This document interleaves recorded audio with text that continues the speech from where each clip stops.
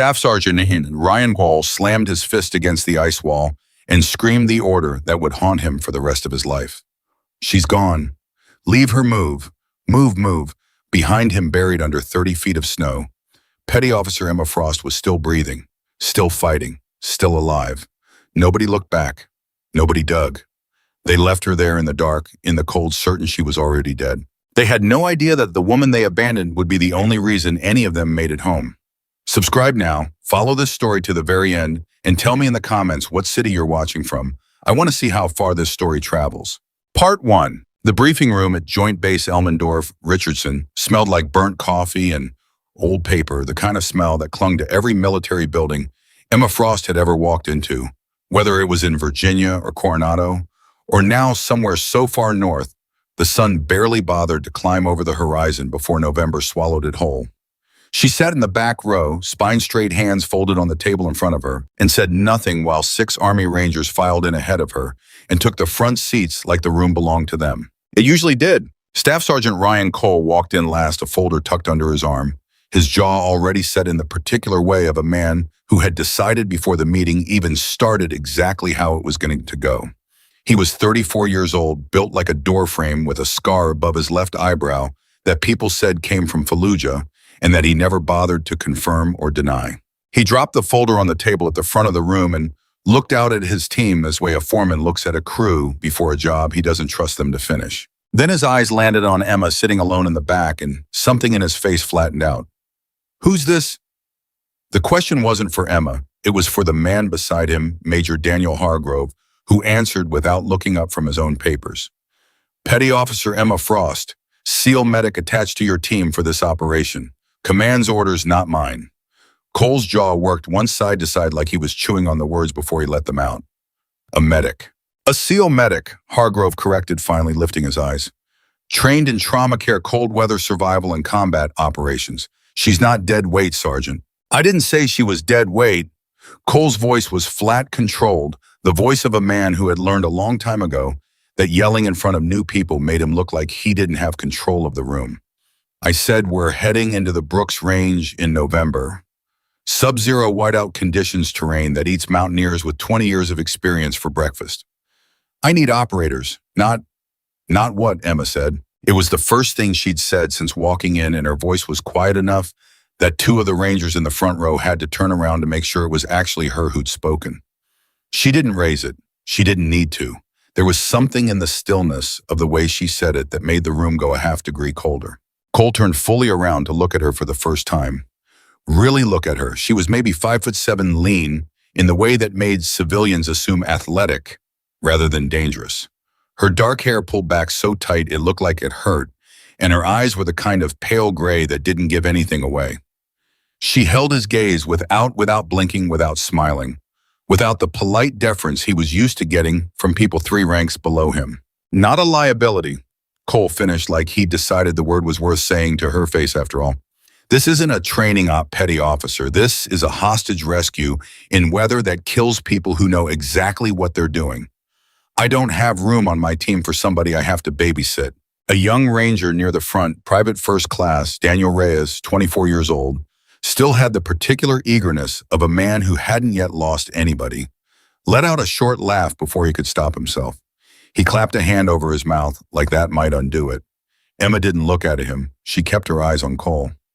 "Then I guess we'll find out in the mountains whether I need babysitting," she said.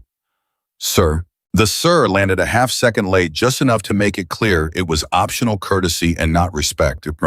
Hargrove, standing at the front of the room, allowed himself the smallest exhale, the kind that said he'd been waiting to see if she would fold and was relieved she hadn't. He'd seen her file. He knew what was in it, even if the men in this room hadn't been given clearance to. "Let's get to the mission," Hargrove said, and the room settled, though the temperature in it didn't fully recover. The intelligence was simple to state and monstrous in its implications. 4 American oil surveyors contracted through a private energy firm doing exploratory work near the edge of the Arctic National Wildlife Refuge had gone missing 11 days earlier.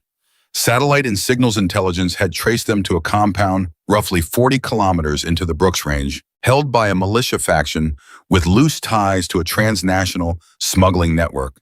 that had been using the remote Alaskan interior as a staging corridor for years, far enough from any town that response times were measured in days, not hours. The militia wanted money. The U.S. government did not typically pay ransoms, which meant this was not a negotiation.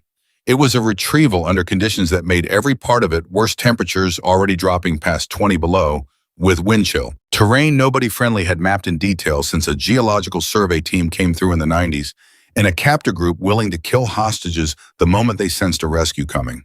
"We have a window," Hargrove said, tapping the map projected on the wall, a jagged white expanse veined with a single black ridge line that cut through the center of the operational area like a scar.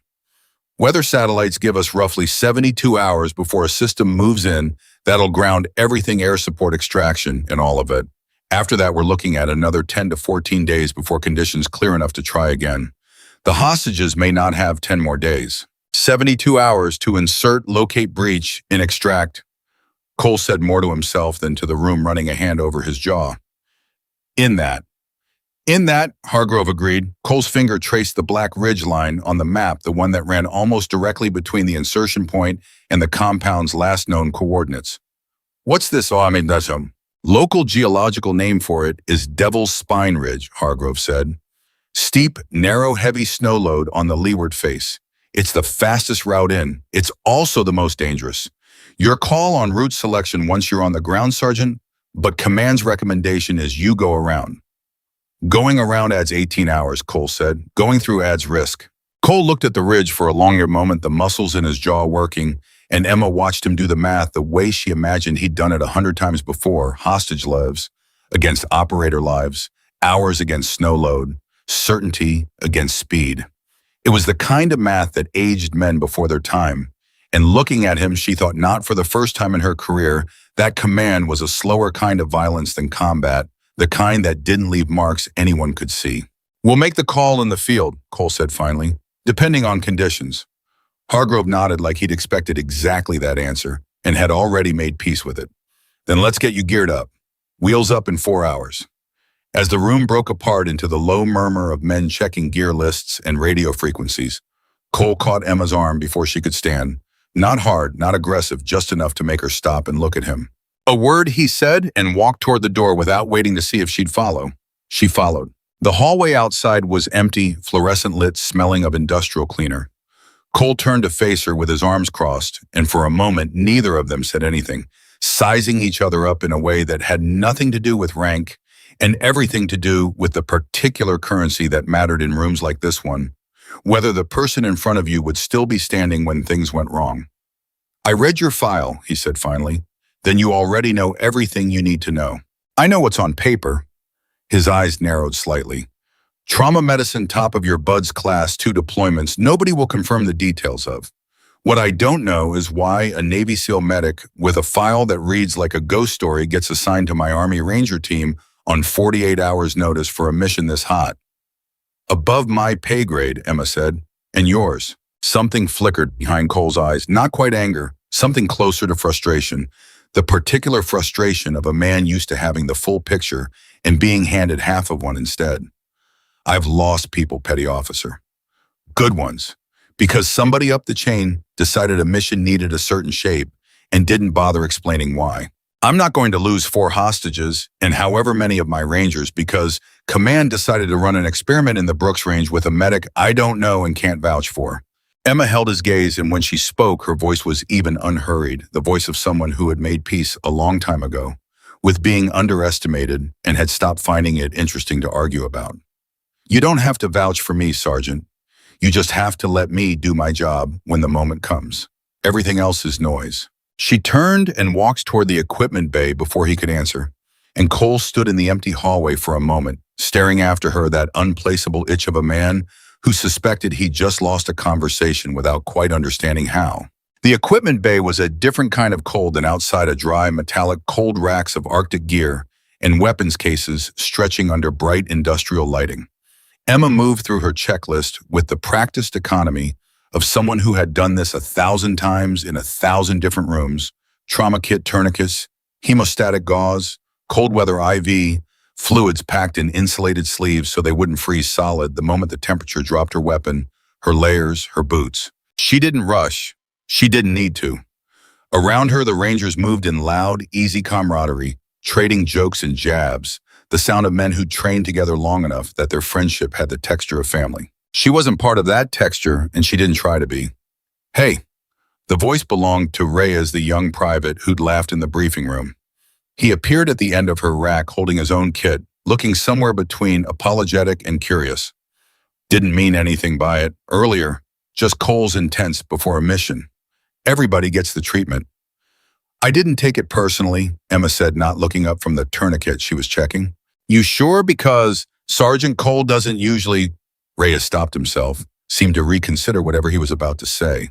He lost his last medic, Staff Sergeant Whitfield. Missouri training accident 8 months ago. Cole was 10 feet away and couldn't do anything. He's been weird about medics ever since. Emma looked up at that something in her expression, softening by a degree that most people wouldn't have caught. That's why he wanted somebody he already trusted. That's why he wanted somebody he already trusted, Reyes confirmed. You're not that. No offense. None taken. She zipped the trauma kit closed. What's your read on him, Cole? Reyes thought about it genuinely, thought about it the way young soldiers do when somebody finally asks their opinion instead of just their obedience. Best sergeant I've served under. Doesn't leave anybody. I mean, that doesn't matter how bad it gets. He does not leave anybody. That's why the guys follow him into anything. He hesitated, which is maybe why he's so wound up about people he's not sure he can count on yet. Because when it matters, he's not going to leave you either. He just needs to know you can carry your weight, so he's not carrying it for you on top of everything else. It was, Emma thought, the most honest thing anyone had said to her all day, and she filed it away carefully, the way she filed away every piece of intelligence that told her something true about the people she was about to trust her life to. Thanks, Reyes. Yeah. He shifted his weight, glanced toward the rest of the team, loading gear onto the truck outside. Hey, you really do all that stuff in your file, the training. Emma allowed herself the ghost of a smile small enough that most people would have missed it. Depends which stuff you read. She didn't elaborate, and Reyes, sensing the door closing as quickly as it had opened, didn't push. He jogged off toward the truck, and Emma finished loading her gear alone, the way she'd finished loading gear alone more times in her career than she could count. And if there was a loneliness in that, she'd made peace with it a long time ago, in a place much colder than Alaska, under circumstances she didn't discuss with anyone who hadn't earned the right to ask. The flight north was loud and long, the transport aircraft shuddering through turbulence that rattled teeth and conversation both. And by the time they touched down at the forward staging point, a bare, windswept airstrip that existed mostly because somebody in the 70s had decided it should, the temperature had already dropped to a level that made exposed skin feel like it was being peeled back by degrees. Emma stepped off the ramp into wind that hit like a wall, and beside her, Reyes let out a short, sharp curse that was mostly admiration. Welcome to Alaska, muttered Corporal Marcus Webb, a broad-shouldered demolition specialist with a beard he clearly wasn't supposed to have, and clearly didn't care where God tests whether you actually want to be alive. The team of 6 Rangers, Cole and Emma, loaded onto snowcats for the push toward the insertion point, 40 kilometers of white silence broken only by engine noise and the occasional radio check. Emma sat near the back, watching the landscape scroll past the frosted window, endless white broken by black stone, where wind had scoured the snow, away the mountains ahead rising like a jaw full of broken teeth against a sky the color of old bruises. Somewhere out there, past the black ridgeline that had earned itself a name meant to keep people away from it, 4 terrified civilians were counting hours they didn't know they had left. Staff Sergeant Cole sat across from her map, spread across his knees, tracing routes with a gloved finger, and every few minutes his eyes flicked up at her quick in assessing like he was still running the same calculation from the hallway and hadn't landed on an answer yet. You've done cold weather ops before, he said finally, not quite a question. Norway, 2 winters. Emma kept her eyes on the window, and someplace I can't talk about that was colder than both. Comforting. Wasn't trying to comfort you, Sergeant. Something that might have been the beginning of a laugh moved across Cole's face before he suppressed it, replaced it with the careful neutrality of command. No, I don't imagine you were. The snowcats ground on through the white, and 2 hours later they reached the insertion point, a flat shelf of exposed rock at the base of the mountains chosen because it was the last place a vehicle could reach before the terrain turned vertical and unforgiving. From here, it would be boots and packs and 18 kilometers of climbing through terrain that had already claimed, according to the brief, 3 experienced mountaineers in the past decade.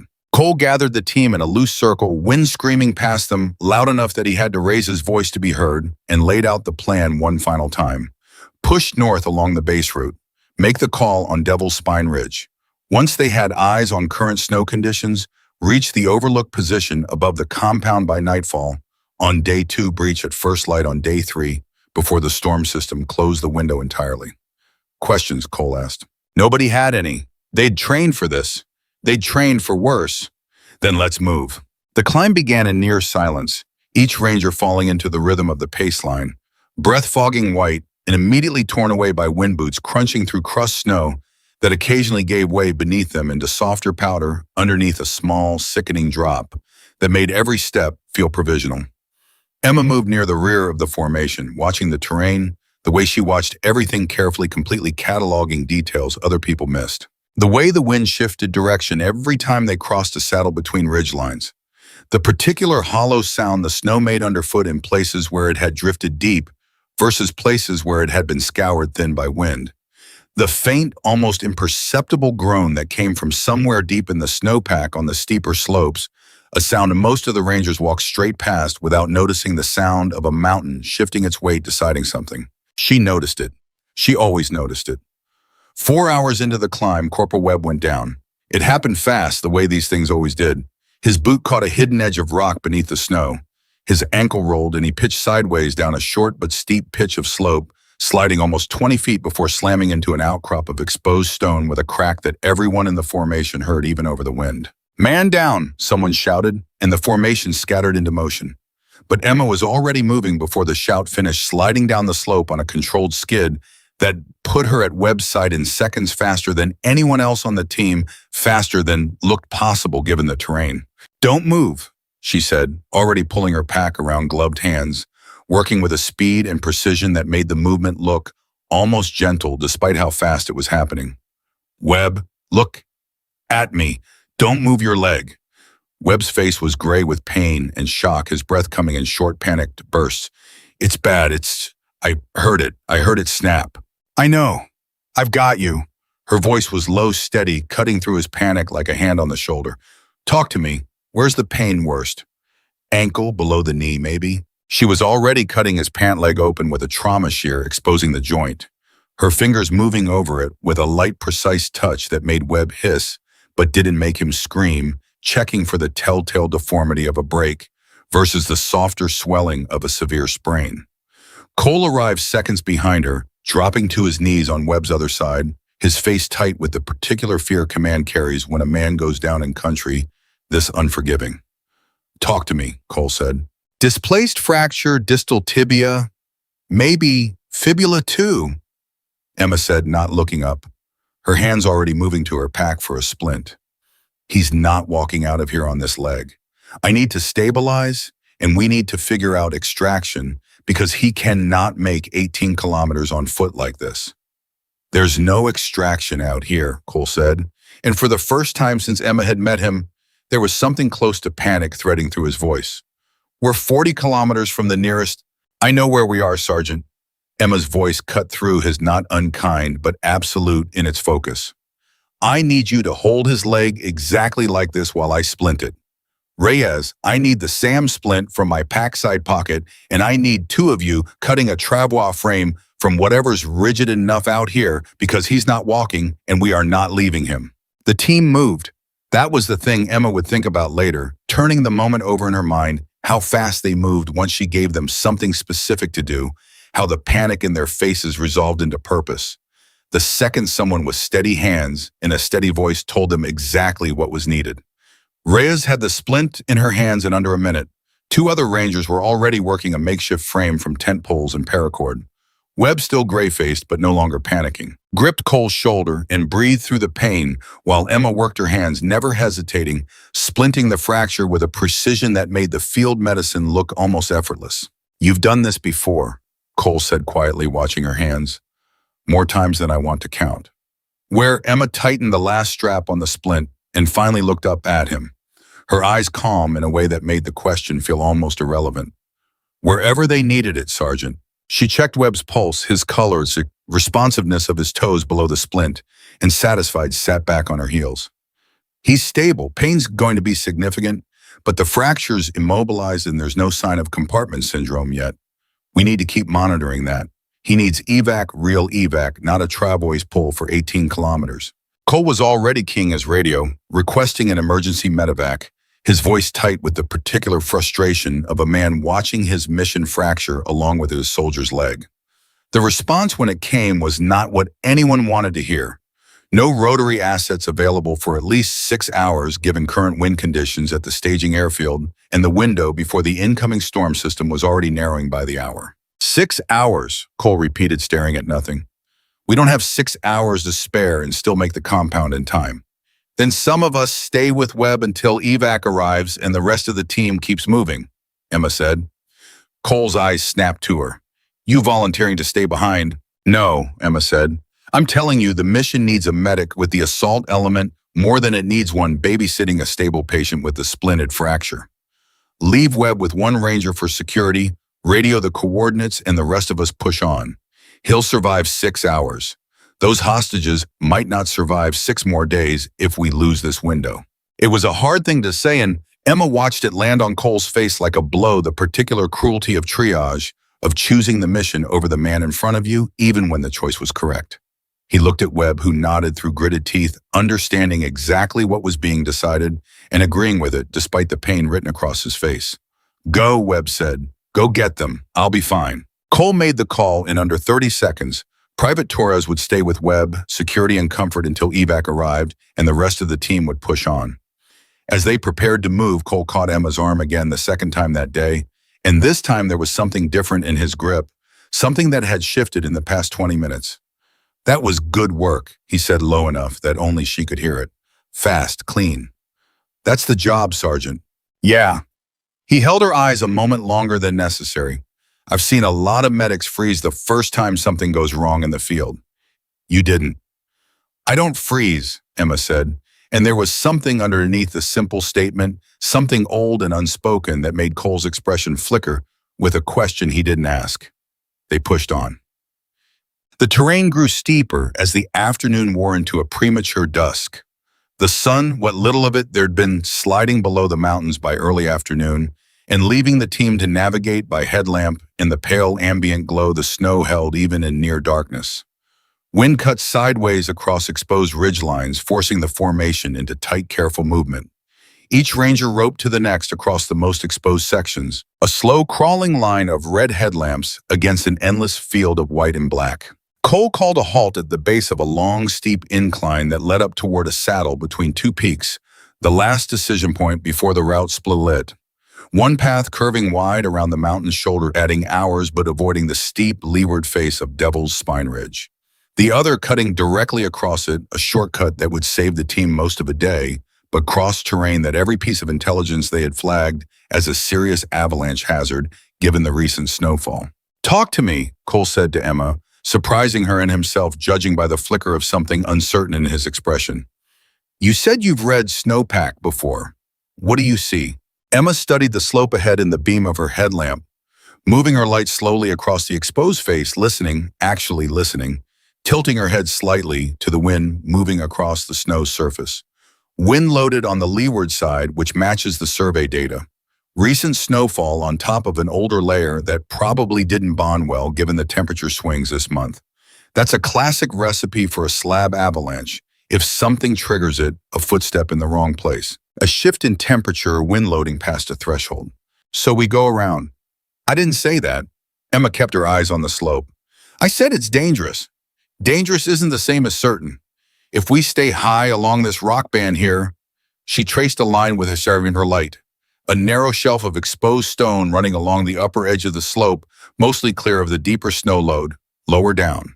We can cross above the worst of the loading. It's slower going technical, but it keeps us off the parts of the slope most likely to release.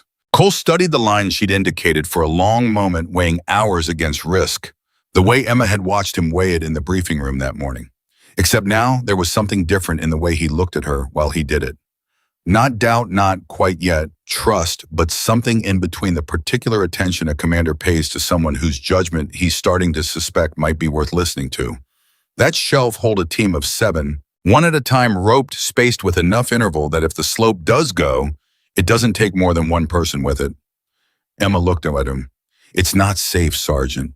Nothing out here is safe. It's the least bad option that still gets us to that compound before the storm closes the window. Cole exhaled long and slow, the fog of his breath torn instantly sideways by wind. All right, we go your route. Reyes, you're up first, you're light as frost. I want you second since you called the line. Everybody else stagger behind at 15-meter intervals. Anybody feels the snow shift under their boots, anybody hears anything, you call it immediately and we stop.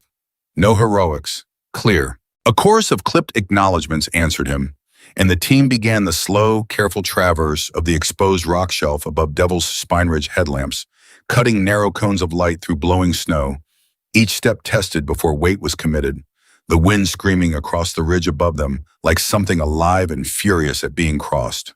It took 90 minutes to cross what would have taken 15 on flat ground, and by the time the last ranger stepped off the shelf onto stable terrain on the far side, the entire team was breathing hard. Adrenaline strung, the particular exhaustion of sustained fear finally allowed to release. Cole did a head count, confirmed everyone was accounted for, and allowed himself for just a moment the ghost of something like relief. Good call, he said it to Emma, quiet enough that it was just between them. That route wasn't a guess, Sergeant. I'm starting to get that. He studied her for a moment in the dim light, snow collecting on his shoulders on the brim of his hood. Where'd you learn to read snow like that? That's not standard BUD/S curriculum. Emma held his gaze, and for just a moment something moved behind her eyes. Not quite pain. Something older and more complicated than pain, a door that opened a crack and then closed again before he could see through it. My mother, she said finally, taught me before I ever put on a uniform. She a mountaineer. She was a lot of things. Emma turned back toward the trail ahead, ending the conversation the way she ended most conversations that got too close to the parts of herself she didn't hand out for free. We should keep moving, Sergeant. Weather's not getting better. Cole watched her walk ahead for a moment, filing the answer away the way he filed away everything that didn't quite add up, and then followed, and the team pushed on into the dark toward the overlook's position, toward the compound, toward the 4 hostages counting hours. They didn't know they had left, and toward a mountain that was still in its own slow and patient way, deciding something about all of them. They reached a defensible position just below the overlook ridge as full night settled in temperature, dropping past 30 below.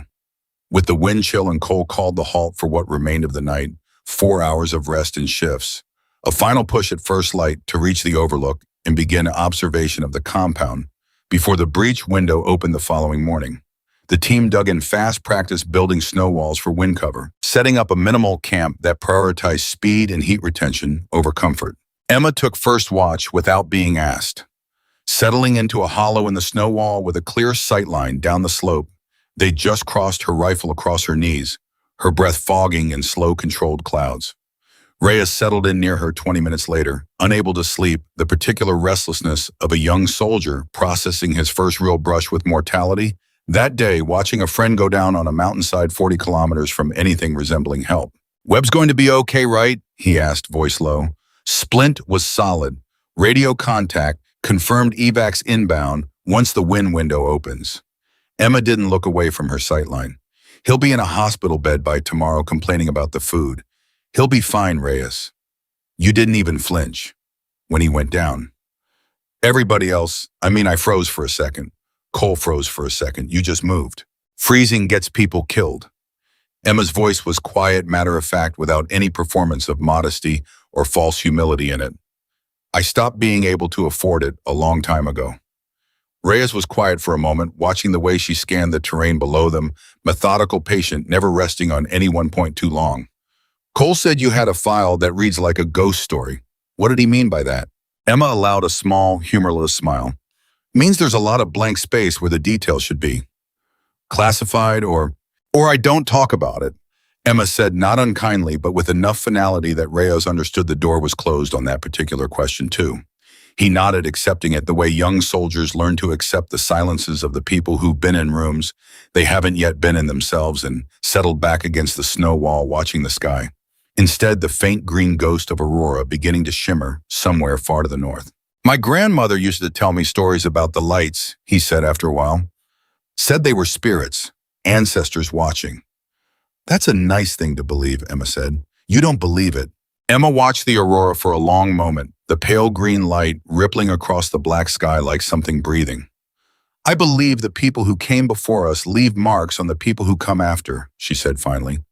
Whether that's spirits or just training, I've never been sure it matters much which. Reyes didn't have an answer for that, and they sat in silence for a while, the wind moving low and constant across the snow, the aurora shifting overhead until Cole came to relieve Emma's watch 2 hours later, moving quietly through the dark, kneeling down beside her position. Anything. Quiet.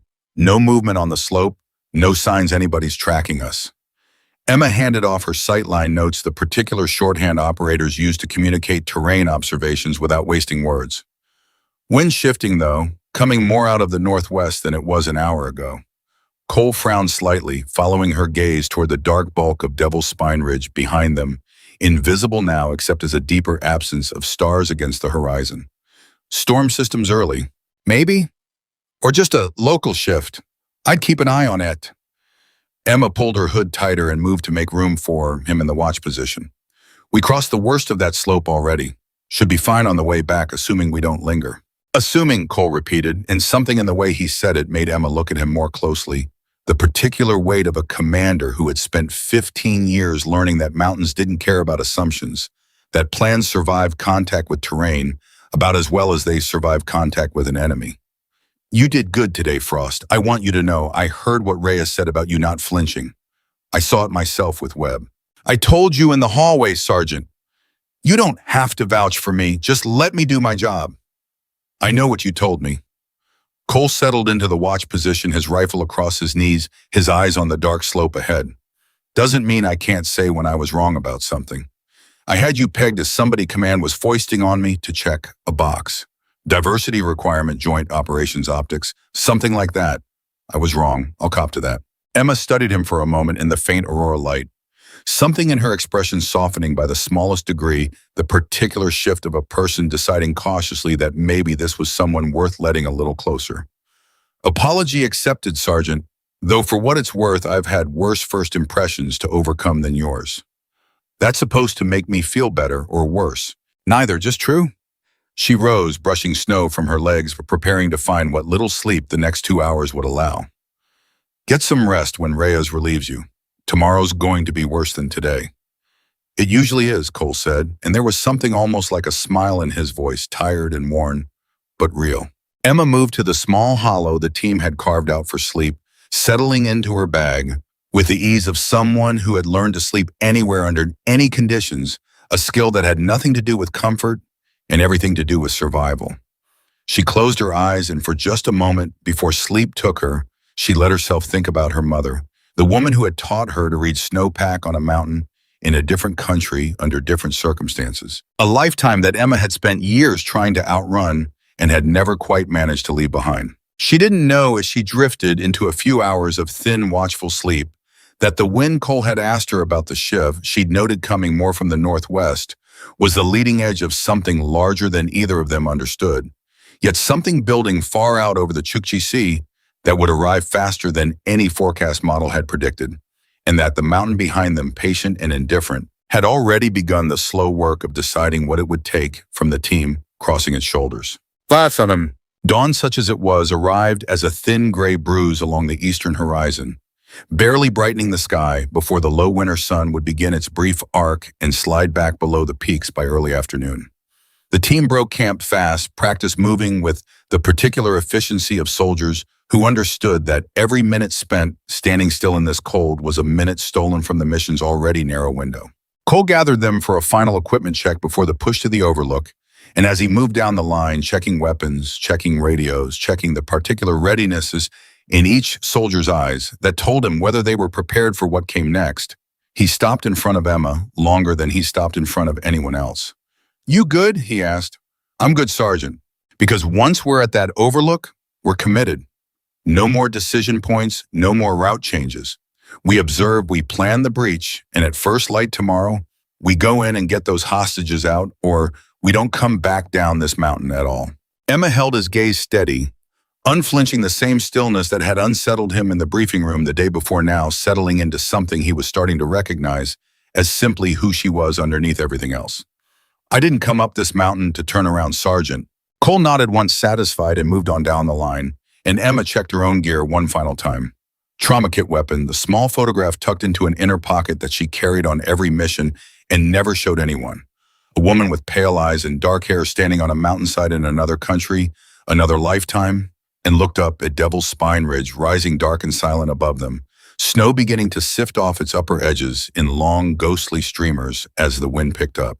Somewhere behind that ridge, 4 hostages were entering their 12th day of captivity, not knowing that a team of exhausted, half-frozen rangers and one quiet, underestimated SEAL medic were closing the distance between rescue and disaster with every step. Somewhere out over the Chukchi Sea, the storm system that would arrive far faster than any forecast had predicted was already beginning to organize, gathering the kind of violence that mountains like this one had been built by over millions of years to receive. And somewhere in the deep, compressed layers of snow along the leeward face of Devil's Spine Ridge, the exact route the team would need to recross on their way back down, hostages in tow. Exhausted and moving faster than caution allowed the fracture lines that would decide all of their fates were already forming, silent, invisible, patient, waiting only for the right combination of weight and weather and moment to let go. Emma Frost shouldered her pack, fell into formation behind Reyes, and began the final climb toward the overlook, unaware that the mountain behind her had already made its decision, and that in less than 48 hours the team that doubted her would leave her for dead, beneath tons of snow and ice, certain that no one could survive what was coming, never imagining that the woman they were about to bury alive had survived worse than any mountain could throw at her, and that her story, far from ending in that avalanche, was only just beginning to reveal what she was truly capable of. The overlook position was a shelf of wind-scoured rock jutting out from the mountain's northern face, and from it, through a pair of thermal binoculars braced against a tripod driven into frozen ground, Staff Sergeant Ryan Cole finally laid eyes on the compound that had cost them a broken ankle, 90 minutes of the most dangerous traverse of his career, and a night none of them would forget. "Talk to me," he said, not lowering the binoculars. Sergeant First Class Marcus Webb wasn't there to answer. He was somewhere behind them now, strapped to a travois and waiting on a medevac that still hadn't come, and in his place, crouched low beside Cole, with her own scope trained on the same compound, Emma Frost cataloged what she was seeing in the flat, unhurried voice of someone building a mental map that would need to survive being recalled under fire. 6 visible structures. Central buildings, the largest, probably the original survey outpost, 2 stories, generator, exhaust venting from the east side, which means power, which means lights, which means we lose the advantage of darkness inside that building, specifically. She adjusted focus. 2 smaller structures north of it looks like storage or barracks. 1 vehicle shed 3 trucks, visible, could be more inside. Perimeters got at minimum 4 guards on rotating patrol, moving in a pattern that repeats roughly every 11 minutes. 11 minutes! Cole lowered his binoculars and looked at her. "You counted that already." "I counted it while you were still finding the compound." Emma didn't look away from her scope. There's a blind spot on the northeast corner behind the vehicle shed where the patrol pattern doesn't reach for almost 90 seconds each cycle. That's your entry point, if you're asking. Cole studied her for a long moment, something shifting behind his eyes that had been shifting slowly since the moment on Devil's Spine Ridge the night before a recalibration he hadn't finished making yet, but was clearly further along than he'd been in the briefing room 48 hours ago.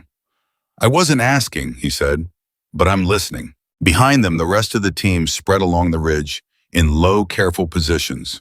Weapons trained downslope, breath fogging in the brutal cold. Each man running his own version of the same calculation. 4 hostages, an unknown number of hostiles. A storm bearing down from the northwest that was arriving faster than the forecast models had predicted, in a window that Major Hargrove's voice, crackling thin over the satellite radio an hour earlier, had already confirmed was closing. "Command wants a sit rep," Private First Class Daniel Reyes said, holding out the radio handset toward Cole. "They're asking about the storm timeline." Cole took it, keyed the mic. Overwatch, this is Reaper 1. We have eyes on target. Compound confirms 6 structures, minimum 4 hostiles on rotating patrol, requesting updated weather window. The response came back, distorted by static and distance, Hargrove's voice thin and clipped. Reaper 1, be advised, storm system has accelerated. Current models show landfall in your operational area within 18 to 22 hours, not the 36 previously estimated. Recommend you compress your timeline. Repeat, compress your timeline. Cole's jaw tightened and Emma watched the number rearrange itself behind his eyes. Not tomorrow's first light, not the careful, methodical breach they'd planned for, but something faster, riskier, forced by weather instead of choice. Copy Overwatch, understood. He handed the radio back to Reyes and turned to the team, his voice dropping into the low-clipped register of a commander recalculating everything in real time. Change of plan. We don't have a full day to observe and plan a dawn breach. Storms coming in faster than projected. We've got maybe 18 hours before conditions make extraction impossible, which means we breach tonight, not tomorrow morning. Tonight, Corporal James Whitlock repeated, a lean, quiet sniper who'd said maybe 40 words since the mission began. That sergeant that's compressing 3 days of planning into what, 6 hours? That's exactly what it is. Cole's eyes moved across the team, one face at a time, reading them the way Emma had watched him read terrain the day before, assessing weight, assessing risk, assessing what each man in front of him could carry. I know it's not ideal. I know we wanted more observation time. But the alternative is we sit here, the storm hits, we lose our extraction window entirely. And those 4 hostages spend another 10 to 14 days in that compound waiting for conditions to clear if they're even still alive by then. I'm not willing to bet their lives on that math. Anybody have a problem with that? Say it now. Nobody said anything.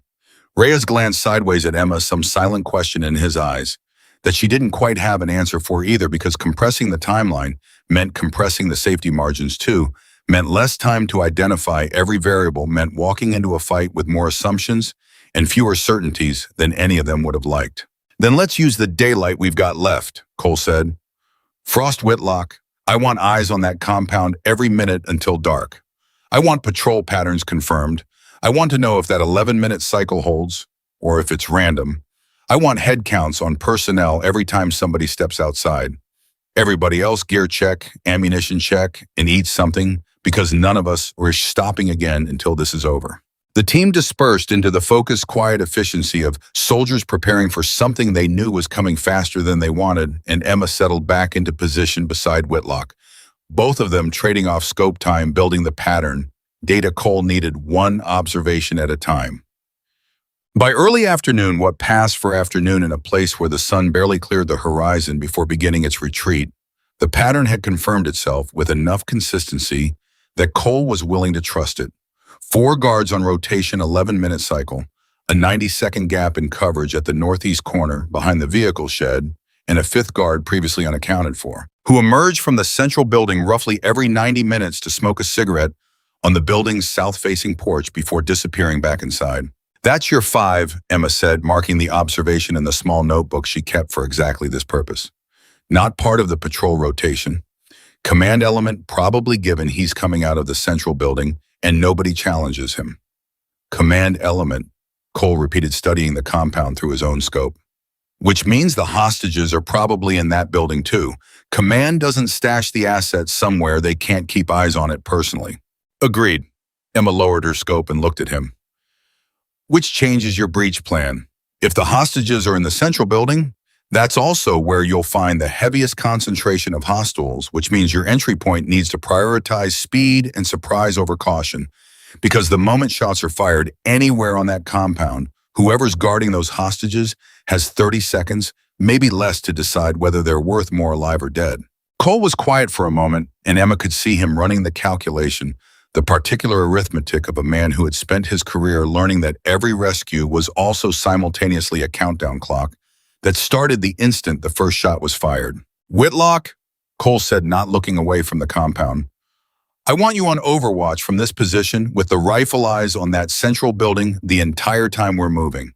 Anybody comes out that door who isn't one of us or a hostage, you have a green light, no need to call it in first. You see a threat near that building during the breach, you take it. Copy. Whitlock said, already adjusting his position, settling into the particular stillness of a sniper preparing for a long, cold wait that could end in a fraction of a second. Cole turned to the rest of the team. Reyes Delgado, you're with me on primary entry northeast corner through that 90-second gap straight for the central building. Frost, you're coming with the entry team, not staying back with Overwatch. Emma's eyebrows rose slightly, the first genuinely surprised expression Cole had seen cross her face since the briefing room. You want a medic on the entry team instead of stage for extraction? I want the person who called the traverse across Devil's Spine Ridge and diagnosed Webb's fracture in under a minute, close enough to act the second something goes wrong inside that building, Cole said, meeting her eyes. Because something's going to go wrong. It always does. I'd rather have you 30 feet away than 500. It was Emma understood without either of them saying it out loud, the clearest statement of trust Cole had offered since the mission began. A decision built not on orders from command, not on her file, but on 2 days of watching her work. And something in her chest loosened slightly at the recognition, a tightness she hadn't fully realized she'd been carrying since the moment he'd called her a liability in front of the whole team. Copy that, Sergeant, she said. The remaining hours of daylight burned down fast, the sun sliding toward the horizon with the particular abruptness of high-latitude winter, and as the compound below began transitioning into the deep blue shadow of early evening, the team ran through the breach plan twice more, walking each phase, confirming radio signals, confirming what abort would sound like if anyone needed to call it. Storm's picking up, Reyes said quietly, glancing north where the sky had thickened into a bruised, heavy gray that hadn't been there 2 hours earlier. That's not 18 hours out, Sergeant. That looks a lot closer than 18 hours. Cole followed his gaze, and Emma watched something tighten in his jaw, the recognition that the window Hargrove had promised them might already be shrinking faster than anyone at command had accounted for. Then we move the moment full dark hits, Cole said. No more waiting. Full dark came down over the Brooks Range like something dropped. Rather than arrived, and the team moved off the Overlook Ridge in a tight, silent line, descending toward the compound through terrain that punished every step loose rock hidden under crusted snowdrops that couldn't be seen until a boot was already committed to them. Wine that had shifted fully into the northwest, now carrying with it the first fine, stinging particles of snow that meant the storm's outer edge had already arrived hours ahead of even the revised forecast. Whitlock peeled off 200 meters out, settling into a firing position with a clear sight line to the central building's entrance, and the rest of the team continued down toward the compound's perimeter, moving in the particular controlled silence of soldiers who had rehearsed every footstep in their heads a dozen times already. Cole raised a fist. The team stopped. Ahead of them, through gaps in a low rise of rock and brush, the compound's lights glowed yellow against the deepening dark, and the fifth guard, the smoker. The command element stood on the south-facing porch, exactly where the pattern had predicted cigarette ember glowing in the wind. Cole checked his watch timing, the patrol cycle one final time, and when the two visible guards on the northeast rotation crossed paths and turned away from each other, beginning their 90-second gap, he moved. The team crossed the open ground between the tree line and the vehicle shed in a low, fast crouch boots, placed with the exaggerated care of people who understood that a single stumble on a patch of ice could end everything, and Emma moved with them. Her weapon up, her breathing controlled every sense she had trained over years, stretched taut and alert. They reached the shadow of the vehicle shed with 11 seconds of the gap still remaining. Cole pressed his back against the cold metal wall, held up a hand. Wait, and Emma watched the seconds tick by in her own head, counting the way she'd counted everything since the briefing room, until Cole's hand dropped and the team moved again, this time toward the northeast corner of the central building itself. The door was unlocked, unguarded from the outside sloppy security that told Emma the militia hadn't expected anyone to reach them. This deep into the Brooks Range, hadn't accounted for a team crazy enough to cross Devil's Spine Ridge in November, and Cole eased it open, weapon up, and the team flowed inside in the smooth practice sequence of a stack that had trained this exact motion hundreds of times before in hundreds of different buildings for exactly this moment. The first room was empty, a second a kitchen area empty except for the low hum of a generator somewhere below the floor. Cole moved them down a narrow hallway, and it was there through a half-open door at the hallway's end that Emma first heard it, a voice low and frightened, speaking in the particular cadence of someone who had spent 11 days learning to make themselves small. Please, please, I already told you everything I know I don't. Cole's hand shot up. The team froze. Through the gap in the door, Emma could see a sliver of the room beyond a chair. Ropes of figures slumped forward in exhaustion, and standing over him, a man in militia fatigues with a pistol held loosely at his side, the posture of someone who had asked the same question a dozen times already and was growing bored of the answer. Cole's eyes found Emma's for half a second, a silent question, how many more in that room? And held up two fingers based on the voices she could distinguish. And Cole nodded once, and then the moment they'd all been moving toward for 2 days arrived in the space of a single breath. Cole went through the door first. The next 11 seconds happened faster than Emma's conscious mind could fully process them, though she would replay every frame of it later in the particular way soldiers replay violence. Long after it's finished, Cole's weapon rising a single suppressed shot, the man with the pistol crumpling before he had even fully turned toward the door. A second hostile lunging from a chair in the corner, and Reyes taking him down with 2 rounds, center mass. The hostage in the chair jerking upright with a scream that was half terror and half disbelief. And then from somewhere deeper in the building, an alarm. Not electronic human, a shout in a language none of them spoke fluently, but that needed no translation to understand. Contact. We've been made. Cole's voice cut through the sudden chaos, and Emma was already moving past him toward the hostage in the chair, her hands working the ropes free, even as gunfire erupted somewhere else in the building, muffled through walls but unmistakable. The flat crack of small arms fire answered by the controlled, disciplined return fire of Delgado somewhere down the hallway. I need you to move, Emma said to the hostage, a man in his 50s, thin from captivity, his hands shaking so badly he could barely grip the arms of the chair she was helping him out of. Can you walk? Yes, I think. Where are the others? There's 3 more. They took Patterson to the other building this morning. I don't know why. I don't know if he's... The other building, Emma repeated, snapping her head toward Cole, who had already heard it, his face tightening. Reyes with me, we're clearing that second structure. Cole said, keying his radio. Whitlock, I need eyes on the north building. We have got a possible 4th hostage there. Frost, Delgado, get this one, and whoever else is in this building to the extraction point. Now we do not have time to wait this out. The building had turned from a quiet, sloppy compound into a war zone in under 30 seconds, and Emma found the 2nd and 3rd hostages in an adjoining room. 2 women, both shaking, both alive, both barely able to stand under their own power after 11 days of captivity, and between herself and Delgado, they got all 3 moving toward the northeast exit weapons, up the sound of gunfire from the north building, growing more intense with every passing second. Sergeant Cole's team is taking fire, Delgado said, voice tight as they pushed the hostages out into the brutal cold and driving snow. The storm's leading edge now fully arrived, wind screaming across the compound, hard enough to stagger the weakened hostages with every gust. We need to move these 3 to the fallback position, and then I need to get back in there. Go, Emma said. I've got them. Delgado hesitated for half a second, the particular hesitation of a soldier weighing orders against instinct, and then turned and sprinted back toward the compound, toward the sound of his sergeant fighting for a 4th hostage in a building neither of them had cleared, leaving Emma alone with 3 traumatized, half-frozen civilians in a storm that was rapidly becoming a whiteout weapons fire echoing behind her, and a fallback position that suddenly felt very far away.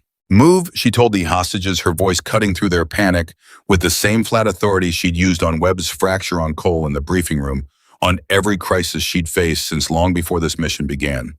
I need you moving right now. All 3 of you follow exactly where I walk and do not stop, no matter what you hear. They moved. Behind them, the sound of gunfire intensified, and somewhere in the chaos, Emma heard Cole's voice over the radio, strained, urgent, the words barely cutting through the wind. Frost be advised, 4th hostage confirmed, we are taking heavy resistance. Hostile count, higher than briefed. Repeat, hostile count, significantly higher than briefed. The radio cut to static, and Emma's stomach dropped, the first genuine fear she'd allowed herself since the mission began, because higher than briefed in a firefight 40 kilometers from any reinforcement, in a storm that was rapidly closing, every avenue of retreat was the kind of phrase that ended missions and ended lives in equal measure.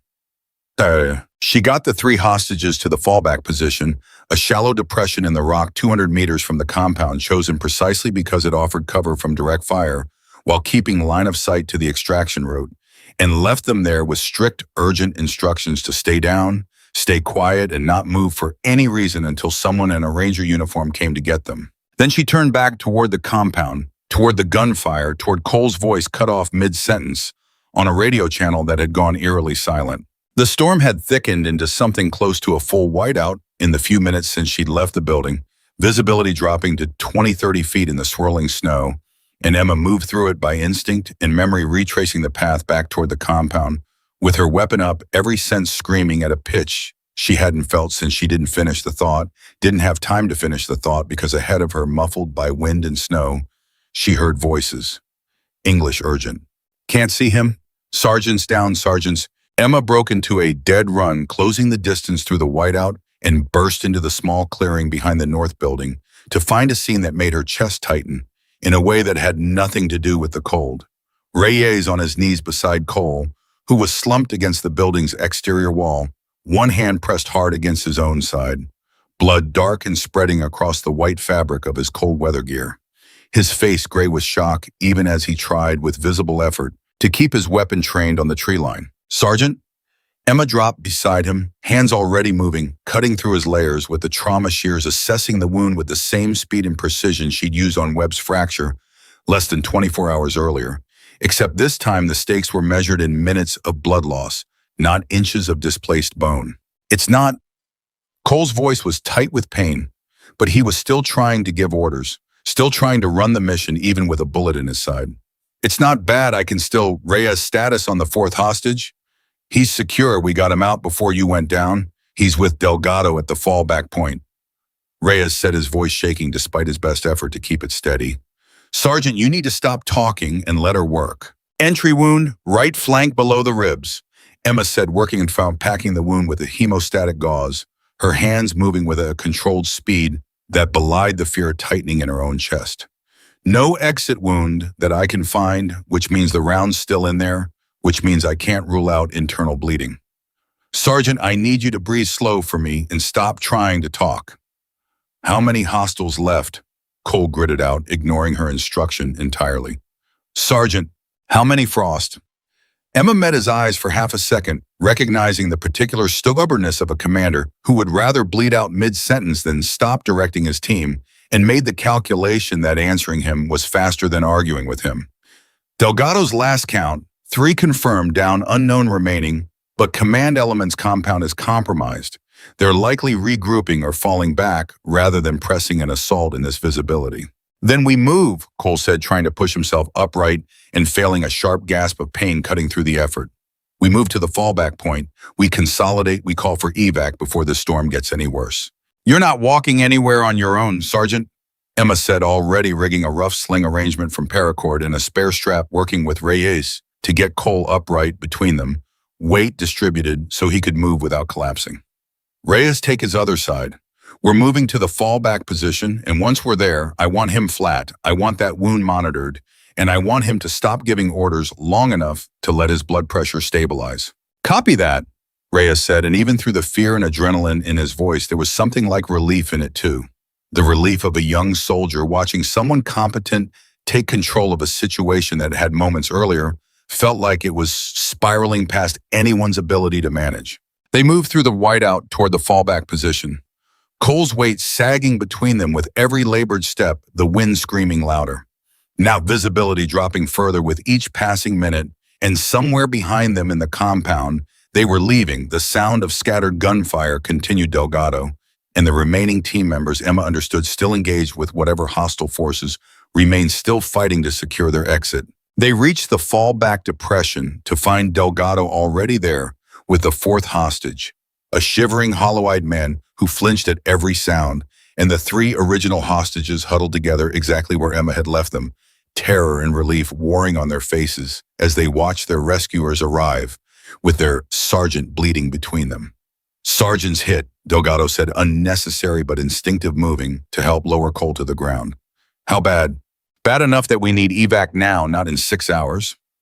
Emma was already working, cutting away more of Cole's gear to get a clearer look at the wound in better light, checking his pulse. His color, the particular pallor that told her his body was already compensating for blood loss it couldn't sustain forever. Somebody get command on the radio.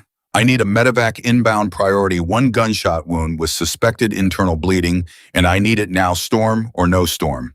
Reyes was already keying the radio, his voice tight and urgent as he relayed the situation, and through the wind and static, Hargrove's response came back grim and unwelcome. Reaper element, be advised, storm system has intensified beyond current forecast parameters. Rotary assets grounded until further notice. Repeat, all air assets grounded.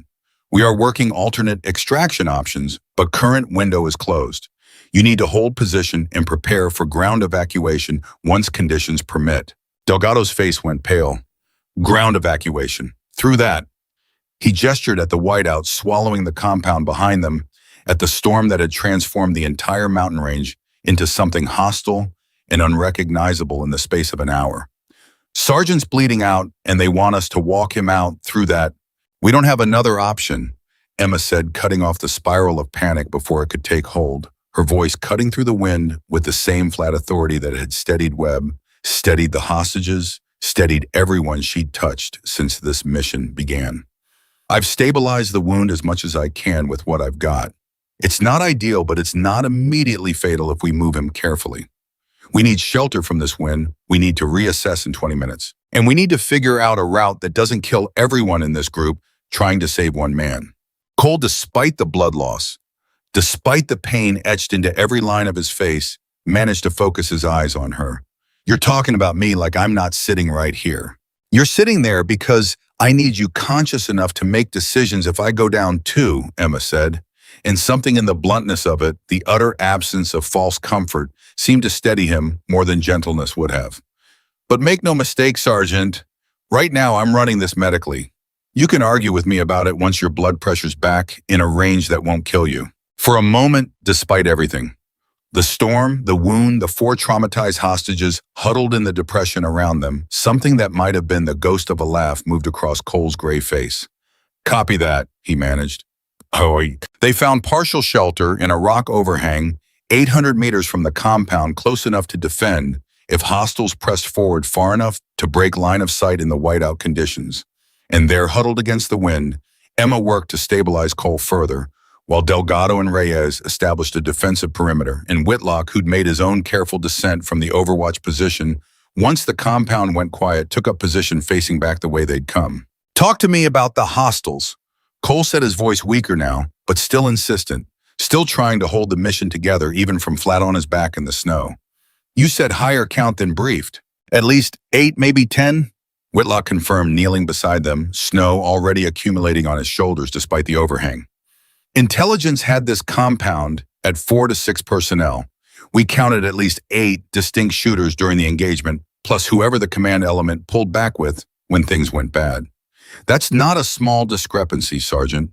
That's a compound that was reinforced sometime in the last week and nobody caught it. Emma's hands paused for a fraction of a second over Cole's wound, something cold moving through her that had nothing to do with the temperature. Reinforced. Which meant somewhere someone had known this rescue was coming, had time to prepare for it, had brought in additional personnel, specifically to meet a threat that should have been a surprise. That's not bad luck, she said quietly, voicing the thought before she'd fully decided to. That's a leak. Cole's eyes, half lidded with pain and blood loss, sharpened at that.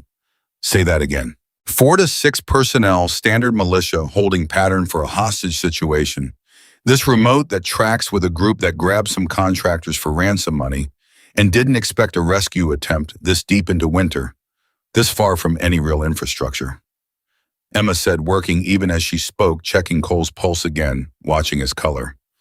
8 to 10 personnel reinforced within days of our mission being greenlit that tracks with a group that knew specifically that a rescue team was coming and had time to prepare a defense. Somebody talked Sergeant, or somebody sold the information. Either way, this compound shouldn't have been ready for us, and it was. The implications settled over the small group huddled under the rock overhang like another layer of cold, and Delgado crouched nearby with his weapon still trained on the whiteout beyond their shelter, voiced what everyone was thinking. You're saying somebody on our side tipped them off. I'm saying it's the only explanation that fits the numbers, Emma said. I could be wrong, but if I'm not, this mission was compromised before we ever left Elmendorf. Cole closed his eyes for a moment, and when he opened them again, there was something harder in his expression despite the pain, The particular hardness of a commander realizing that the danger his team faced hadn't been an accident of circumstance, but a deliberate obstacle placed in their path. "We deal with that when we're off this mountain," he said. "Right now, priority is getting these 4 hostages and my sorry self back to that insertion point alive. Frost status. Bleeding slowed but not stopped. You need surgery within hours, not days, and that's not something I can give you out here." Emma sat back on her heels, running through the calculations she'd been running since the radio call confirmed air support was grounded. "Command said hold position for ground evacuation once conditions permit. I don't think we can wait that long. This storm's not breaking in the next few hours, Sergeant. And every hour you sit here with that wound is an hour closer to complications I can't manage with a field kit. So what's your recommendation?" Cole's voice was fading at the edges now, exhaustion and blood loss dragging at him despite his effort to stay sharp. Emma looked out at the storm at the direction of the insertion point at the black bulk of Devil's Spine Ridge, somewhere beyond the whiteout, the same ridge they'd have to cross again to reach the Snowcats and eventually real medical care. "We move," she said. "Now, while there's still enough light to navigate by before this gets any worse. We move the hostages, we move you, and we cross back over that ridge because staying here means you die from that wound, and possibly means all of us die from exposure if this storm intensifies the way the forecast suggests it will." "The ridge," Whitlock said slowly, understanding dawning in his voice. "The same ridge you flagged for avalanche risk on the way in." "The same ridge," Emma confirmed, and something tightened in her chest as she said it, an old and familiar instinct that had kept her alive through worse mountains than this one, whispering that the equation had changed since yesterday. Heavier snow load from hours of storm accumulation, a wounded commander who couldn't move fast or light on his feet, exhausted hostages who'd already endured 11 days of captivity and now a firefight and a blizzard on top of it, and a route that had been dangerous even under yesterday's conditions. "Is it survivable?" Cole asked, his voice barely above the wind now. Emma held his gaze, and for the first time since the briefing room 48 hours earlier, she let him see the full weight of her uncertainty, because he deserved that honesty even flat on his back, with a bullet in his side, and especially then. "I don't know, Sergeant. I know staying here isn't survivable for you. I know that ridge is our fastest route to the Snowcats and to evac. What I don't know is whether the snow loads crossed some threshold in the last 12 hours that makes crossing it a different kind of risk than it was yesterday. But you're recommending it anyway." "I'm recommending it because I think it's the least bad option in a situation where every option is bad," Emma said. "That's not the same as telling you it's safe. Nothing about the next few hours is going to be safe." Cole was quiet for a long moment, snow gathering on the rock overhang above them, the wind screaming past in long, mournful gusts that seemed to Emma's exhausted mind almost like a warning. Then he nodded once the motion costing him visible effort. "Then we move," he said. "Your call on the route same as before. Get everybody ready." The preparation took 20 minutes that felt like both an eternity and no time at all.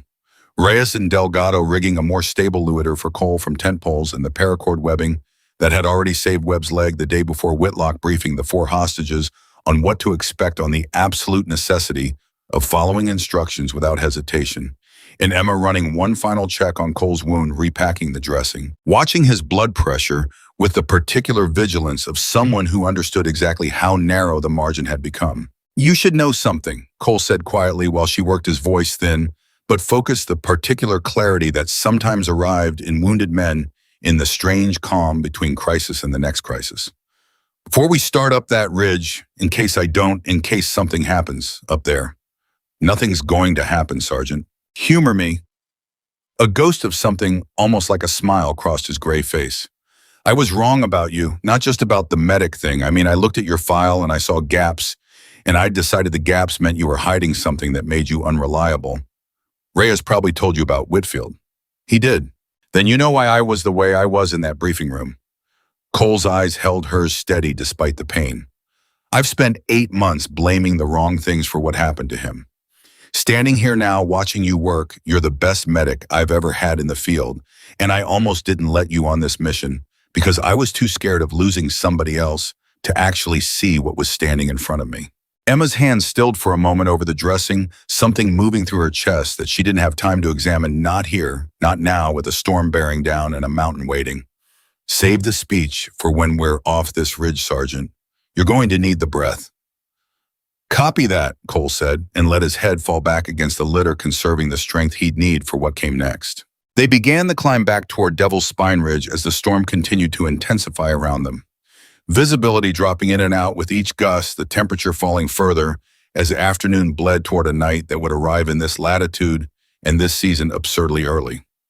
Reyes and Delgado carried Cole's litter between them, moving with the slow, careful deliberation the terrain demanded, even as every instinct screamed at them to move faster, to outrun the storm. To get their sergeant to help before the wound they couldn't fully control took more than any of them could afford to lose. The four hostages moved in a tight cluster behind them, exhausted beyond anything Emma had words for, and she moved at the rear, watching, cataloging, her eyes scanning the terrain ahead with the same intensity she'd brought to every mile of this mission.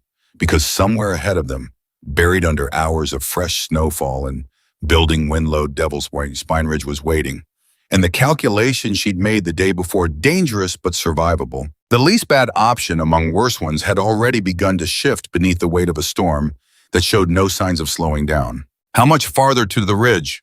Whitlock called from the front of the formation, his voice nearly lost in the wind. 40 minutes, maybe less, if the wind doesn't slow us further," Emma called back, and even as she said it, some old and careful part of her mind, the part her mother had built years ago on a different mountain, under different circumstances, was already listening to the storm, already reading the shift in wind direction, already registering with a cold and creeping unease that the 90 seconds of relative safety they'd found crossing the exposed rock shelf the day before might not exist anymore, buried now under hours of fresh, wind-loaded snow that hadn't had time to settle, to bond, to become anything other than exactly the kind of unstable hair-trigger slab that mountains like this one used to kill people who crossed them without understanding what they were walking into. She didn't say any of that out loud, not yet.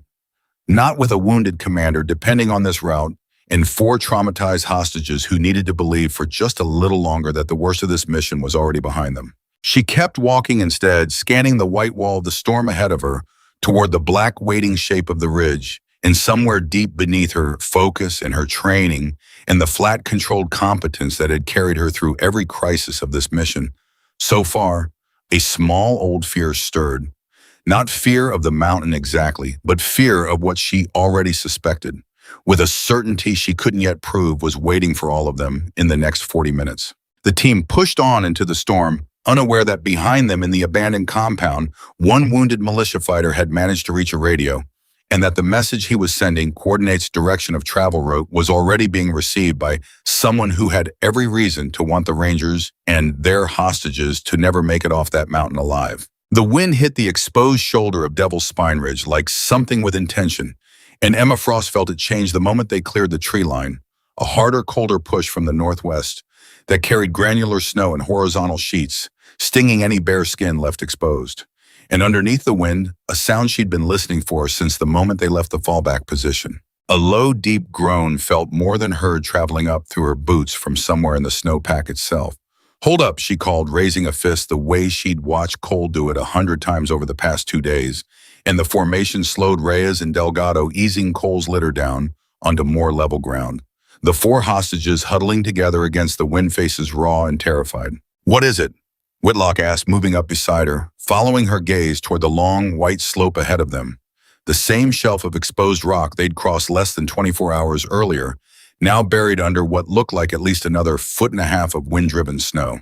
"That's not the same slope we crossed yesterday," Emma said, and she heard her own voice come out flatter than she meant it, to the particular flatness that came over her when the stakes climbed high enough that emotion became a luxury she couldn't afford.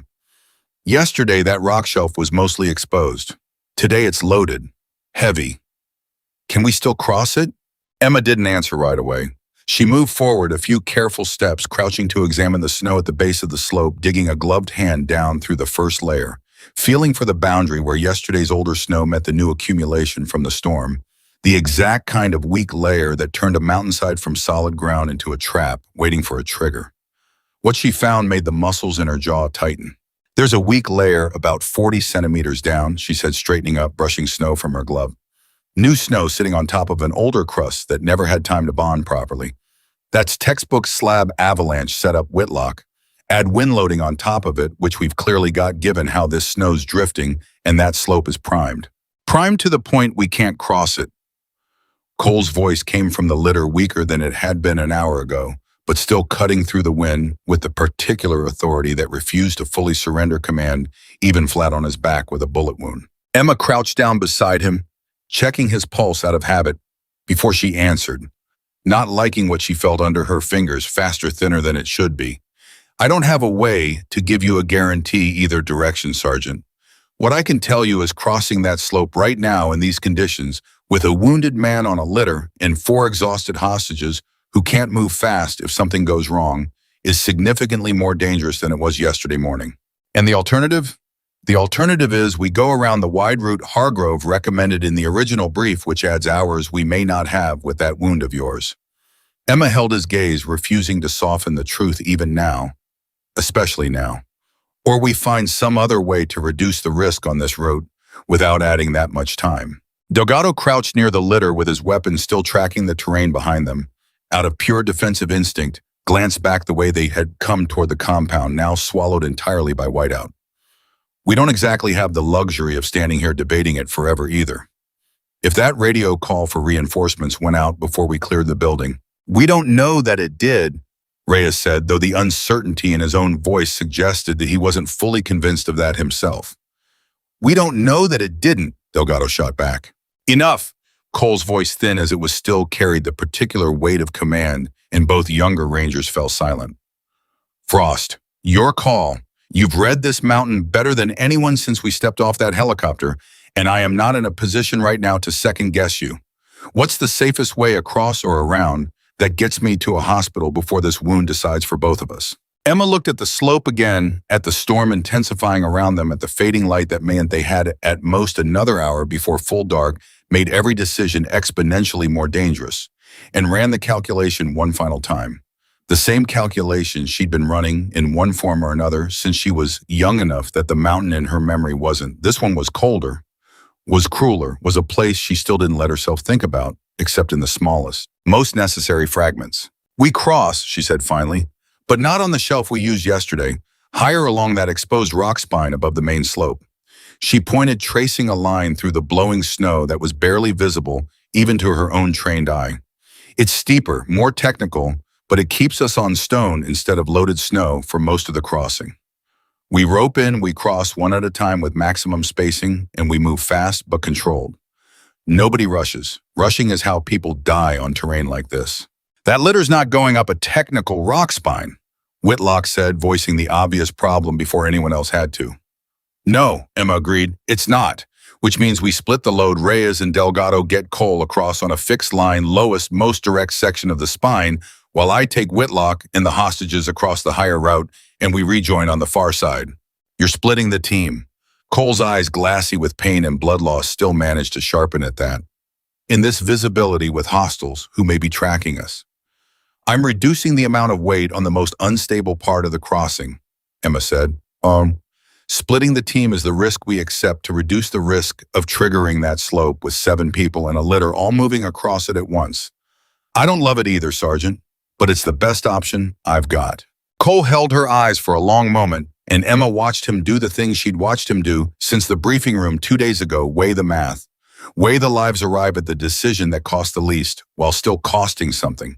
Because on this mountain, in this storm, every option costs something. Do it, he said, fast. The team split with the mechanical efficiency of soldiers who had trained for exactly this kind of improvisation, even if they'd never rehearsed this specific configuration. Reyes and Delgado rigging a fixed line along the lower, more direct section of the ridge spine, Cole gritting his teeth through the pain of being moved as they began the slow, careful process of lowering and guiding his litter across the narrowest, most stable band of exposed rock they could find. Emma took the higher route with Whitlock and the 4 hostages, roping them together with the careful spacing she'd insisted on the day before, moving along a spine of exposed stone that jutted up above the main body of the loaded slope, narrow enough in places that boots had to be placed with exact precision, wind screaming across it hard enough to require both hands on the rope at certain points just to keep from being pushed off balance. You've got this, Emma said to the closest hostage, a woman named Sarah Chen, one of the oil surveyors, her hands shaking so badly from cold and exhaustion, in 11 days of captivity that she could barely maintain her grip on the rope. One step at a time, don't look at the drop, look at my boots and put yours where mine were. I can't feel my hands anymore. I don't know if I can hold on. You can. Emma's voice was steady, absolute, the same voice that had steadied Webb on the mountainside the day before that had steadied Cole in the compound an hour ago. You survived 11 days in that compound. You survived a firefight. You are not going to let a rope beat you now. Move your feet. I've got you. It worked. It always worked, that particular combination of unshakable calm and refusal to accept anything less than the outcome she needed. And Sarah Chen moved her feet, one after another, following Emma's boot prints across the narrowest section of the spine, while the wind tried its best to peel all of them off the mountain. Below them on the lower route, Reyes's voice crackled thin over the short-range radio clipped to Emma's shoulder. Frost, we're about 60% across down here. Sergeant's stable, but the movement's rough on him. How's your group? Halfway, Emma responded, keeping her voice level, even as she felt the particular strain of managing 4 terrified civilians on a technical crossing in a deteriorating storm.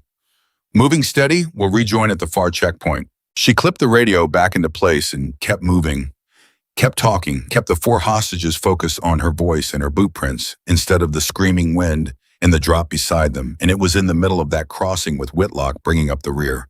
Behind the last hostage that Emma heard it, not the wind, not the mountain's low ambient groan she'd been monitoring since they started the climb, but something sharper, more sudden. A crack distant but unmistakable somewhere below them on the main body of the slope. Everybody stop, Emma said, her voice dropping into something quieter and more urgent than anything she'd used yet. Do not move. Whitlock talked to me. Whitlock's eyes were already scanning the slope below, and when he spoke, his voice had lost every trace of its usual quiet control. Frost, I don't like this. Wind's loading harder than it was 10 minutes ago, and I just felt that crack in my boots. Not just heard it. Below them on the lower route, Reyes's voice came back over the radio, tight with sudden alarm. We felt that too. Sergeant, did you feel? I felt it. Cole's voice, weaker, but still present, cut in. Frost status. Emma's mind was already moving faster than the conversation, cataloging everything at once. The increasing wind load, the temperature which had dropped further in just the past 20 minutes as the storm's core moved directly overhead, the specific quality of that crack which hadn't been the settling sound of stable snow, but something closer to the sound of a slab beginning to separate from the layer beneath it. We need to move, she said. And this time there was an edge in her voice that hadn't been there before, an edge that made every hostage on the rope tense with fresh fear. Now fast but controlled, same as before, but we do not stop again until we're off this spine. Whitlock, take point. I'll bring up the rear and keep eyes on the slope below us. They moved faster now, the careful deliberation of the crossing giving way to something more urgent, and Emma kept her eyes on the main slope below them, even as she guided the last hostage's feet with quick, low instructions, watching for any sign that the crack she'd heard was the beginning of something larger. It was Delgado's voice, sharp and sudden over the radio, that told her the wait for that sign was already over. Movement. I've got movement on the slope upper section. It's Sergeant the Snows. The rest of his transmission dissolved into a roar that Emma felt in her chest before her mind fully processed what it meant. A deep, tearing, thunderous sound that seemed to come from everywhere at once. And below her, through gaps in the blowing snow, she saw the entire upper section of the main slope, the wide, gentler route they hadn't taken, breaking free in a single catastrophic sheet. Tons of snow and ice accelerating downhill in a churning white wall that swallowed everything in its path with a speed that made Emma's entire body go cold in a way that had nothing to do with temperature. Avalanche! She screamed the word, tearing out of her before conscious thought caught up. Everybody move now. Get off the spine. Move, move, move. Chaos erupted in an instant. The hostages, already exhausted and terrified, froze for a fatal half-second before Whitlock's shouting and shoving got them moving again, scrambling across the last stretch of exposed rock with the kind of desperate, adrenaline-fueled speed that shouldn't have been possible in their condition. Emma's eyes were locked on the lower route on the fixed line where Reyes and Delgado were fighting to move Cole's litter across the final stretch of stable rock, the roaring wall of snow bearing down on them faster than anyone could outrun. Reyes Delgado, get out now. Emma's voice tore through the wind and the roar of the slide, and through the chaos, she saw Reyes grab Delgado's arm, both of them abandoning the careful, controlled movement of the litter for something rawer and more desperate, dragging Cole's litter across the last exposed section of rock with a burst of pure survival strength. They weren't going to make it. Emma didn't think. She didn't calculate. Something older than training took over some part of her, built on a mountain far from this one, and she was moving before she'd consciously decided to move, unclipping herself from the rope holding her to the hostages, screaming at Whitlock to get them the rest of the way alone, and sprinting along the exposed spine toward the lower route, toward Reyes and Delgado and Cole, toward the wall of snow that was going to reach them in seconds, not minutes. Frost, what are you doing? Whitlock's voice, raw with disbelief, chased after her. But she didn't stop. Didn't slow her boots, finding purchase on rock and ice with a speed that felt even to her like something outside the boundaries of what her body should have been able to do. She reached the point where the two routes converged just as Reyes and Delgado cleared the final exposed section, dragging Cole's litter onto marginally more stable ground. And for one suspended half-second, Emma hoped that they'd made it, that the worst was over, that the wall of snow thundering down the main slope would spend its violence on the terrain below them and leave this narrow shelf of rock untouched. The mountain had other plans. The edge of the avalanche caught the outer margin of their position, a secondary release triggered by the concussive force of the primary slide snow and debris exploding outward in a blinding, deafening wave that swept across the narrow shelf with a violence that turned the world into pure white chaos. Emma felt the ground disappear beneath her boots. She heard Reyes scream something that might have been her name. She felt an impact against her side that knocked the air from her lungs entirely. And then there was only the roaring, tumbling, disorienting violence of snow and ice closing over her, dragging her down and sideways and under the world, spinning in directions that made no sense. No up, no down, only cold and pressure and the desperate animal instinct to fight for air that wasn't there. When the mountain finally stopped moving, the silence that followed was the most terrifying sound Emma had ever experienced. She was buried. She understood that fact with a clarity that cut through the disorientation almost immediately, the crushing weight against her chest, the absolute darkness pressing against her closed eyes, even though she wasn't sure if they were open or closed anymore.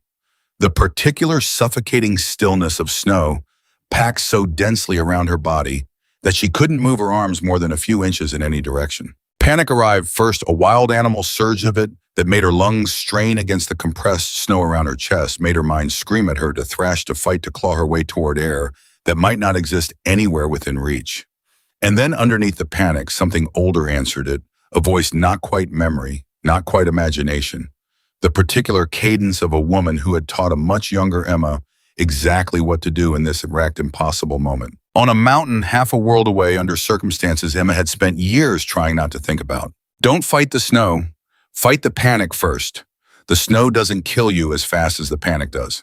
Emma forced her breathing to slow an act of will so profound it felt like tearing something loose inside her chest and in the small pocket of space immediately around her face created. She understood now by her own arms having been thrown up instinctively. In the half second before the snow closed over her, she found she could breathe shallow and controlled if she didn't waste the air on screaming. She had air, limited but present. She had a small pocket of space. She was alive. The question was for how long and whether anyone above the surface knew it. She tried to move her right hand, the one nearest her face, and found she could shift it perhaps 2 inches before the packed snow resisted further, dense and unyielding in the way that avalanche debris settled. Not soft powder anymore, but something closer to concrete. The violence of the slide having compacted every crystal into a solid, crushing mass. She had no way to know which direction was up. She had no way to know how deep she was buried. She had no way to know how much time had passed since the world went white and silent, though her body's growing sluggishness, the particular heaviness settling into her limbs, told her it had likely been minutes already, and minutes mattered enormously in conditions like this because the science was brutally simple, and she'd studied it more times than she wanted to remember.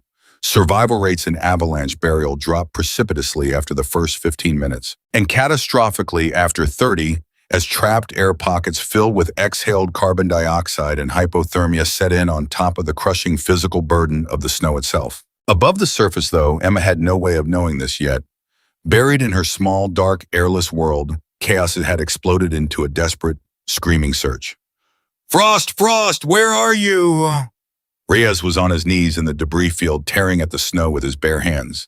His gloves lost somewhere in the chaos of the slide blood already starting to seep from torn fingertips that he didn't feel yet, wouldn't feel until much later when the adrenaline finally released its grip. "Spread out probe lines now!"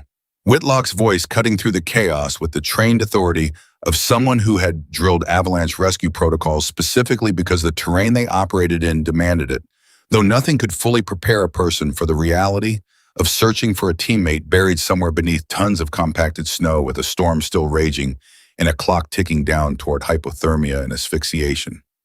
"Delgado, get the hostages to that rock outcrop. Keep them out of the way, then get back here and help probe." Rhea's systematic pattern.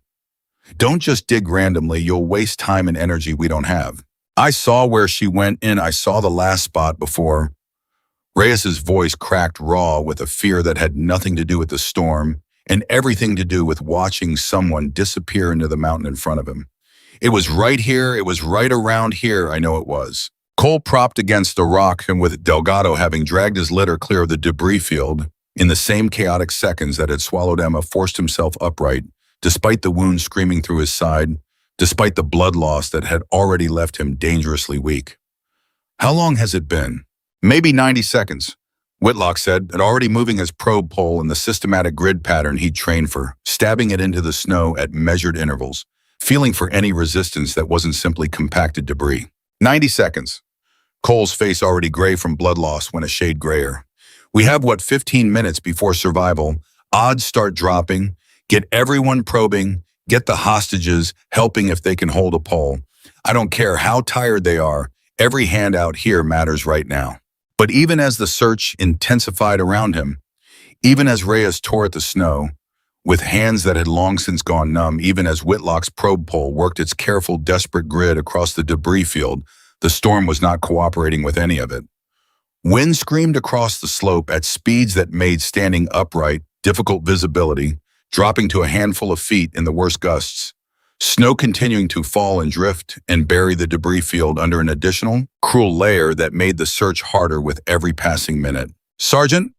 Delgado's voice, when it finally came, carried the particular weight of a man forcing himself to say something he desperately didn't want to say. "We've probed most of the accessible debris field. No contact. And Sergeant, this storm is getting worse, not better. If we don't get you and these hostages off this mountain in the next hour, hypothermia is going to start taking people who didn't get buried at all." "We are not leaving her," Reyes said, his voice raw, close to breaking entirely. "We are not doing that. Not after everything she knows. No, Sergeant, tell him we're not doing that." Cole closed his eyes for a moment, and in that moment, Emma Frost, had she been able to see it buried somewhere beneath their boots in the compacted white silence, would have recognized something in his face that mirrored what she'd seen in the briefing room 2 days earlier, except inverted and now transformed by 2 days of watching her work, of watching her save Webb's leg, of watching her call the safest line across a killer ridge, of watching her stabilize his own gunshot wound with hands that never once hesitated. "How long have we been searching?" he said, opening his eyes. 22 minutes, Whitlock said quietly. 22 minutes. Cole did the math the way Emma had taught him without meaning to. Over the past 2 days, the brutal clinical arithmetic of survival, odds against elapsed time, the same arithmetic that had once told him Devil's Spine Ridge was worth the risk, because the alternative cost more lives, the same arithmetic that had once told him to leave Webb behind with a single guard because the mission needed a medic more than the wounded needed a babysitter. Now that arithmetic was turning on the person who had made all of those decisions possible, and Cole understood with a clarity that felt like a second wound opening somewhere beneath the first, that he was about to make the hardest calculation of the entire mission. "Sergeant," Delgado said again, quieter now, "storm's not breaking. If we stay out here searching another 20 minutes, we risk losing hostages to exposure. We risk losing you to blood loss, and every additional minute reduces the chance that Frost—" He stopped himself, unable to finish the sentence, unable to say the words that would make the calculation final. "Say it," Cole said, his voice hollow. "Statistically, at 22 minutes buried under compacted slide debris in these temperatures with no confirmed air pocket, The odds are already against her. Delgado said, each word costing him visibly.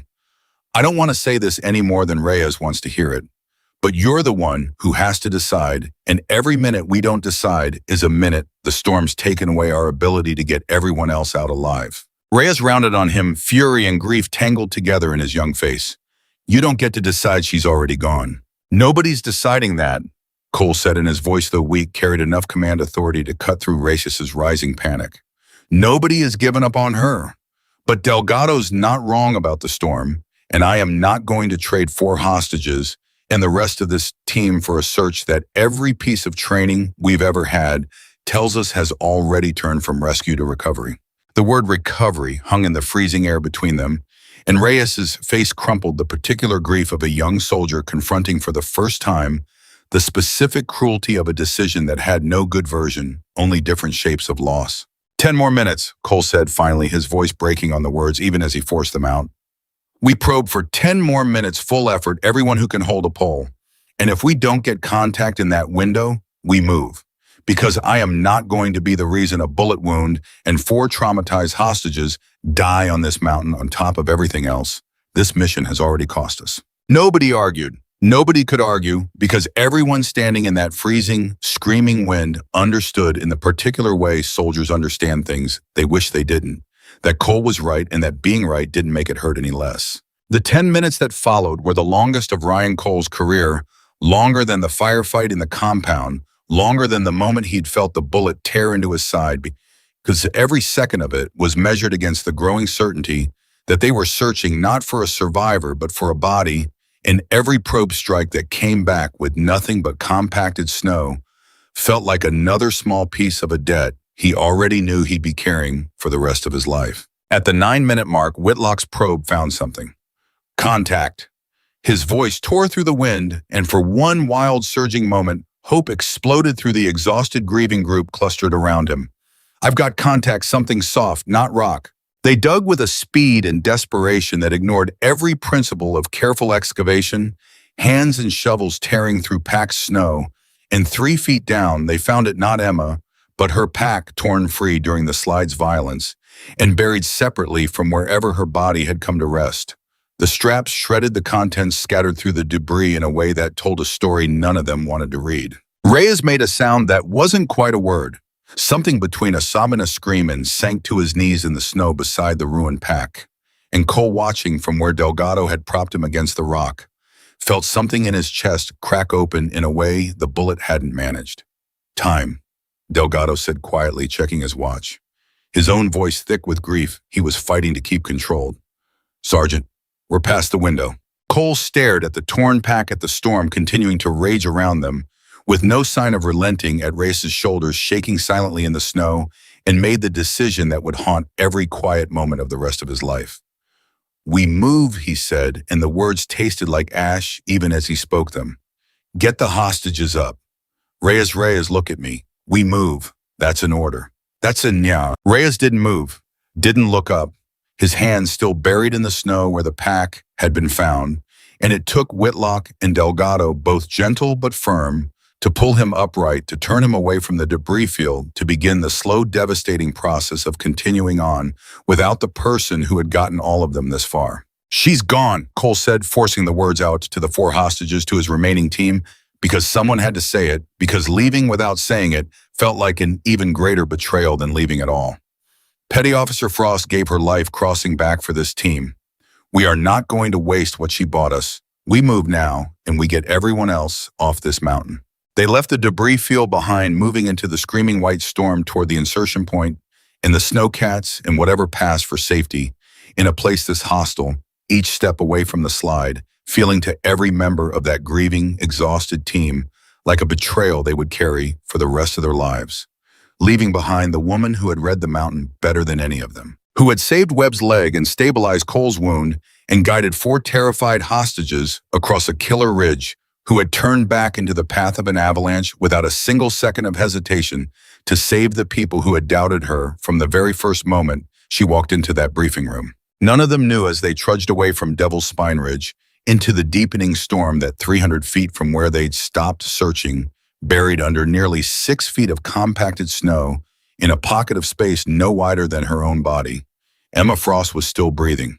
Slow, controlled, deliberate breaths conserving the oxygen in her small, dark world with the same discipline that had carried her through every crisis of this mission, and that somewhere in the freezing dark, her mother's voice was still speaking to her patient, and certain walking her through the next impossible step and the one after that in a language of survival that Ryan Cole and his team had no way of knowing. She'd learned long before any of them had ever heard her name. 6 feet down in a silence so complete it had a weight of its own, Emma Frost counted her own heartbeat because it was the only clock she had left. She didn't know how long she'd been buried.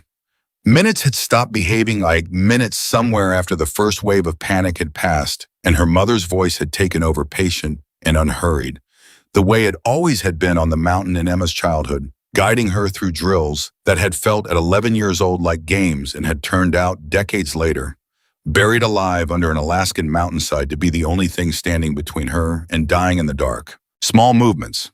That's all you get. Don't waste air fighting the snow. Make the space you're in bigger before you try to make it different. Emma worked her right hand in tiny increments, packing the loose snow immediately around her glove, into the small pocket near her face, compressing it, creating fractions of an inch of additional room with each controlled motion. And every few minutes she stopped, entirely closed her eyes in a darkness that made no distinction between open and closed, and simply breathed slow, shallow, deliberate, because the science was unforgiving, and she knew it better than almost anyone alive. The air in a pocket this size, warmed and thickened by her own exhaled breath, would only sustain her for so long, for the carbon dioxide climbed high enough to put her under before the cold ever got the chance. She thought about Cole's face in the briefing room. She thought about Reyes's laugh, quickly swallowed. She let herself for exactly as long as it took to draw one slow breath. Think about her mother, not the version from the mountain, not the drills, but the last time Emma had seen her alive in a hospital room that smelled nothing like snow, holding her daughter's hand with fingers that had gone thin and papery, in a way that a woman who had once climbed sheer ice faces should never have had to endure. And then she put the thought away, sealed it behind the same door she always sealed it behind, because grief took oxygen too, and she didn't have any to spare. Her right hand, after what felt like an hour, but was likely closer to 15 minutes, broke through into looser snow. Not surface, not yet, but a shift in density that told her the compaction here was less severe, the debris settling differently than the crushing slab that had closed over her chest. She turned her wrist, testing, and felt her fingers move with slightly more freedom than before. Direction. She needed direction. Buried avalanche victims died as often from digging the wrong way down instead of up sideways into more compacted snow, instead of toward the surface as they did from asphyxiation itself, and Emma forced herself to stop moving entirely to let a thin thread of saliva escape from her lips, feeling with everything she had left for which way gravity pulled it. It ran toward her chin, down was toward her feet, up was where her head already pointed. She almost laughed, the sound catching somewhere in her raw throat, half sob, half something fiercer. Small mercies. She was already facing the right way. She began to dig. Above the surface, 700 meters down the slope from where Emma Frost was clawing her way toward air, one compressed inch at a time, Ryan Cole's team moved through the storm in a silence heavier than the wind screaming around them. Reyes walked like a man carrying something invisible and enormous. His shoulders bent, his eyes fixed somewhere on the middle distance, and every few minutes his hand drifted to the radio, clipped at his shoulder thumb, hovering over the transmit button, as though some part of him still expected, still hoped that if he just tried the channel one more time, her voice would answer. It never did. Reyes, Delgado's voice low, careful, the particular gentleness of a soldier trying to pull a friend back from somewhere dangerous. You need to keep your eyes on the terrain. We lose you to a fallout here. That's 2 we're carrying instead of 1. I know. Reyes didn't look at him. I know, Delgado. She went back for the sergeant. She unclipped from our line and she ran back for him without even... His voice cracked and he pressed the heel of his hand hard against his eyes. She didn't even think about it. She just went. I know, Delgado said quietly, because there was nothing else to say that wouldn't feel like a lie. Behind them, the 4 rescued hostages moved in a stumbling, exhausted cluster.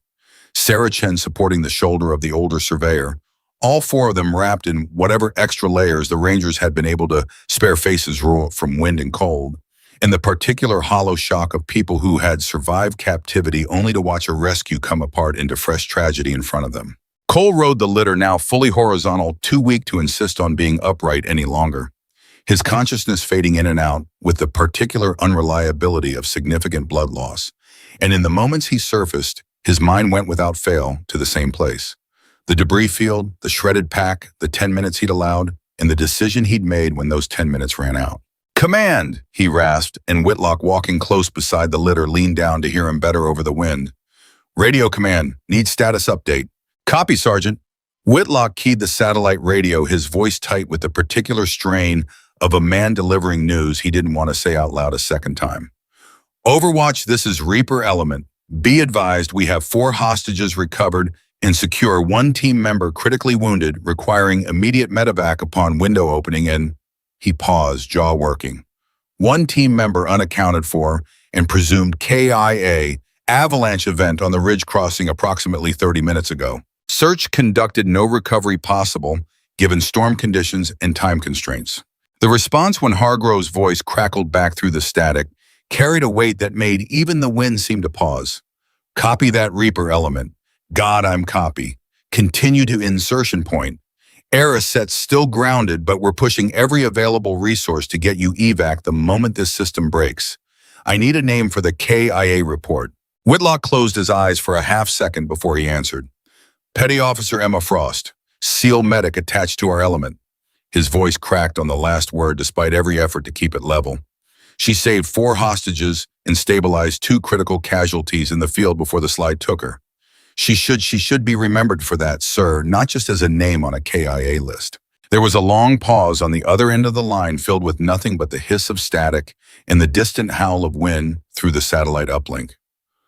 "Copy, Reaper Element," Hargrove said, finally, his voice rougher than it had been. "That'll be in the report. Get your people home." Whitlock clipped the radio back into place and walked in silence for a long time after that, the words "she should be remembered for that" echoing in his own chest with a hollowness that had nothing to do with the cold.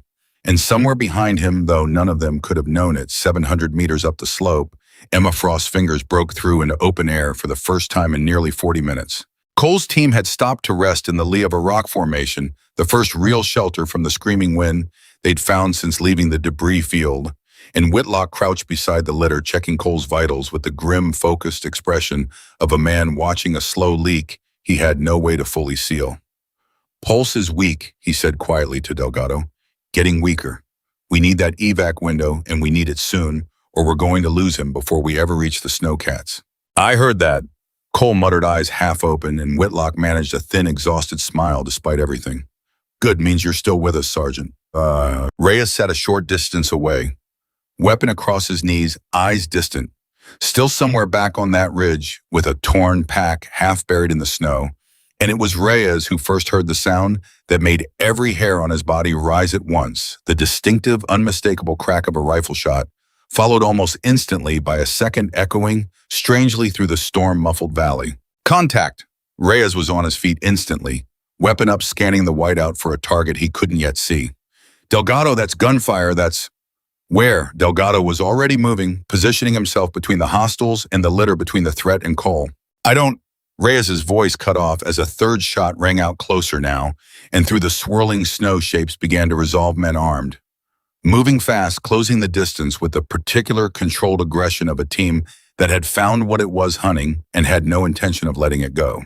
"Militia, multiple hostiles closing from the north." Whitlock's voice cracked with the sudden, brutal shift from exhausted retreat to immediate combat. "Get the hostages down. Get them behind cover now." The 4 surveyors scrambled toward the meager cover of the rock formation, Sarah Chen dragging the older man down beside her, all 4 of them curling into the smallest possible targets, while the Rangers spread into a defensive line, weapons up, adrenaline burning through exhaustion that had seconds earlier felt bone deep and absolute. The first militia fighter came through the whiteout at less than 40 meters. Weapon already raised, and Delgado's shot dropped him before he'd fully registered the Ranger's position. But behind him, more shapes emerged from the storm. Muzzle flashes, strobing through the blowing snow rounds, cracking off rock and snapping through the air, close enough that Reyes felt one pass near his ear with a sound like tearing fabric. "We're pinned," Delgado shouted, ducking back behind cover, as return fire chewed into the rock beside him. "Sergeant, we cannot hold this position and protect the litter at the same time we need to. Fall back toward the ridge line," Cole rasped, forcing himself half upright, despite the pain screaming through his side, despite Whitlock's hand trying to push him back down. "Whitlock, you and Reyes lay down. Cover. Delgado gets the hostages moving. We cannot let them flank us in this visibility. Sergeant, if we move you now, that wound. If we don't move, we die here, all of us hostages included." Cole's voice weak, as it was still carried enough command force to cut through the chaos. Move. It should have worked. It was, given the circumstances, the only option that gave any of them a fraction of a chance. Fall back, use the terrain, buy distance and time, until the storm's visibility worked in their favor instead of the hostiles. But even as Delgado began pulling the hostages toward the ridgeline, even as Whitlock laid down suppressing fire to cover the retreat, Reyes's eyes caught movement on their flank. A shape moving through the whiteout that hadn't been there a second earlier, circling wide around the rock formation in a maneuver that would put the militia directly on top of Cole's exposed litter within moments. "Flank, we've got a flanker north side. I can't get an angle." Reyes's voice was raw with the particular panic of a soldier watching a fight slip past the edge of what his position could control, and he swung his weapon toward the new threat finger, already tightening on the trigger, when the shape moving through the storm resolved into something that made his entire body lock with disbelief so total it override every instinct trained into him. It wasn't a militia fighter. It was Emma Frost moving low and fast through the blowing snow. No weapon in her hands, but her whole body coiled with an intensity that made her look even unarmed, even limping on a visibly damaged ankle, like the most dangerous thing on that mountainside. And as Reyes watched, frozen, disbelieving, unable to reconcile the impossibility of what his eyes were showing him, Emma closed the last few meters to the flanking militia fighter before the man had even registered her presence, driving her makeshift staff into the side of his knee with a force that dropped him instantly, following the strike with a brutal economical takedown that had him disarmed and unconscious in the snow within 3 seconds. "Frost!" Reyes's scream tore out of him, half warning, half something that sounded closer to a sob of pure disbelief. "Sergeant, it's Frost. She's alive. She's right there." Cole's head snapped up from the litter with a force that clearly cost him his eyes, finding the impossible figure moving through the storm, scooping up the fallen militia fighter's rifle in the same fluid motion that had dropped him, and for one suspended, disbelieving moment, the entire firefight seemed to pause around the sheer impossibility of what every member of that team was witnessing. "That's not possible," Delgado breathed, weapon still up, but his aim faltering with shock. "That is not. We buried a pack we searched for 22 minutes. There is no way." "Cover fire!" Emma's voice cut through the storm, in the disbelief alike sharp and commanding and unmistakably impossibly alive. And something in that voice snapped every member of the team back into motion faster than any order from Cole could have managed. "I've got the flank. Get the hostages behind that rock formation and hold this position. We do not have time to stand around in shock."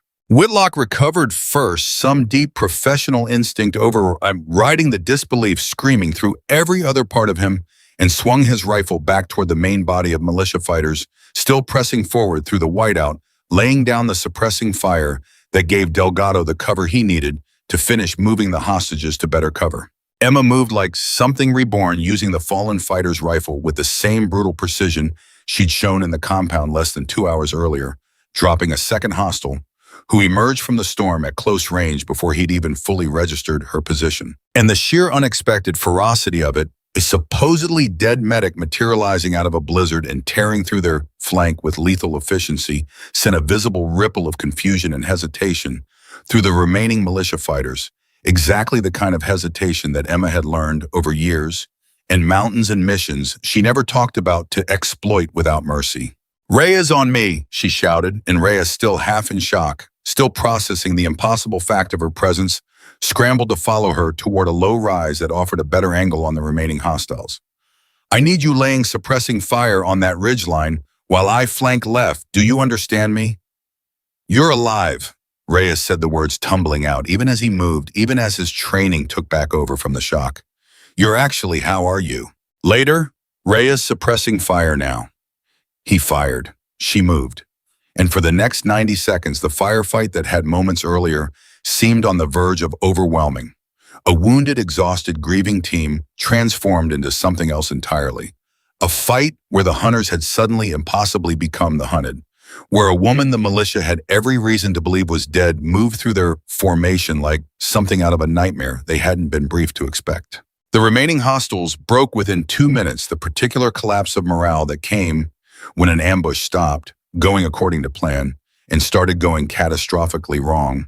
And Emma watched 3 of them retreat back into the whiteout, choosing to abandon the engagement rather than continue pressing an attack against a target that had, in the space of 90 seconds, redefined every assumption they'd walked in with. Silence fell over this valley, broken only by the wind and the ragged, disbelieving breathing of a team that had, in the space of 2 minutes, watched a dead woman save all their lives. Reyes reached her first, and whatever discipline had kept him upright through the last several hours of grief and combat broke entirely the moment he was close enough to confirm with his own eyes that she was real solid alive. He grabbed her in a fierce, desperate embrace that made Emma's bruised ribs scream in protest, though she didn't pull away, didn't have the heart to. "We left you," he said, voice breaking completely now. All the grief of the last 2 hours pouring out at once. "We left you up there. I dug with my hands. I found your pack. Frost, we thought Cole gave the order. We thought you were—" "I know," Emma said, and her own voice, for the first time since the mission began, carried something that wasn't quite steady. "I know what you thought. It's all right, Reyes. I'm here." She looked past him toward the litter, toward Cole, whose face, gray with blood loss, streaked with the particular exhaustion of a man who'd spent the last 2 hours believing he had sent a teammate to die for nothing, had gone utterly still, staring at her with an expression that held disbelief and grief and something rawer than either, something that looked more than anything like the specific collapse of a man discovering that a decision he'd believed was final, was irrevocable, had somehow been undone. "Frost," he said, and her name came out of him like something torn loose. "I gave the order. I told them to leave you. I told them you made the call a commander has to make," Emma said, moving toward the litter, despite the pain screaming through every part of her body, already dropping into the familiar, grounding rhythm of assessment of care of the job that had never once in 2 days or in years before that let her down. "I don't blame you for it, Sergeant. I'd have made the same call in your position. Now stop talking and let me look at that wound, because from what I can see, it's gotten worse since I last had my hands on it." Cole caught her wrist as she reached for the dressing, his grip weak but insistent, and for a moment neither of them said anything. The storm screaming around them, the 4 hostages watching with wide, disbelieving eyes, Reyes and Delgado and Whitlock standing in a loose, stunned circle around a woman they had buried in their hearts less than 3 hours earlier. "How," Cole managed finally, "how are you standing here?" Emma held his gaze, and something passed across her face that was older than this mission, older than this mountain, a fragment of the story she never told anyone surfacing now, because there was perhaps finally someone in front of her who had earned a piece of it. "Because I've been buried before, Sergeant," she said quietly, "and I decided a long time ago that the mountain doesn't get to decide when I stop fighting. It just gets to decide how hard I have to work for it." She turned her attention back to his wound hands, already moving with renewed purpose, despite their frostbitten numbness. And behind her the storm continued to rage, and somewhere out in the whiteout, the surviving militia fighters were already regrouping, already radioing back toward whoever had sent them.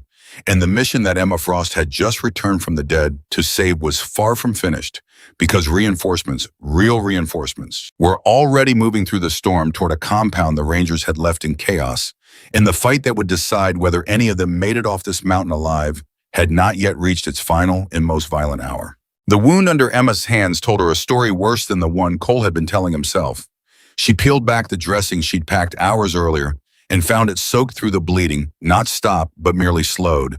And beneath it, the flesh around the entry point had taken on a color that made her jaw tighten in a way she didn't let reach her voice. "Talk to me," Cole said, watching her face instead of his own wound, reading her the way he'd learned to read her over the last 2 days. The particular stillness that meant something serious versus the particular stillness that meant everything was under control. Bleedings picked back up, probably from the movement during the firefight. Emma was already working repacking the wound with fresh gauze pulled from the fallen militia fighter's own medical kit, a small mercy she wasn't going to waste time being grateful for. "You need surgery, Sergeant, not eventually.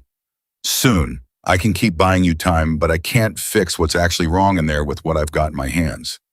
How soon is soon? Hours, not days. She met his eyes, refusing, as she always refused to soften a truth that mattered. And that storm isn't showing any sign of breaking. Delgado, kneeling nearby with his weapon still tracking the whiteout beyond their small defensive perimeter, spoke without turning his head. Sergeant, we need to talk about what just happened here. Because that wasn't a random patrol that found us. 6 armed hostiles moving in tactical formation on an intercept course that put them directly on top of our position in this visibility that doesn't happen by accident. Delgado's right, Emma said, tying off the dressing with hands that had gone from numb to a dull, aching burn as circulation fought its way back into frostbitten fingers. I saw them before they saw us. They were moving with purpose, not searching. They already knew roughly where we'd be. That confirms what I suspected back at the compound. Somebody got a message out before we cleared that building, and whoever received it sent a hunting party specifically for us. How many did you count? Whitlock asked, already reloading, already thinking 3 steps ahead, the way good soldiers learn to under sustained pressure. 6 in the group that hit us. 3 broke and retreated when the fight turned, which means 3 wounded or dead here, and 3 still out there regrouping.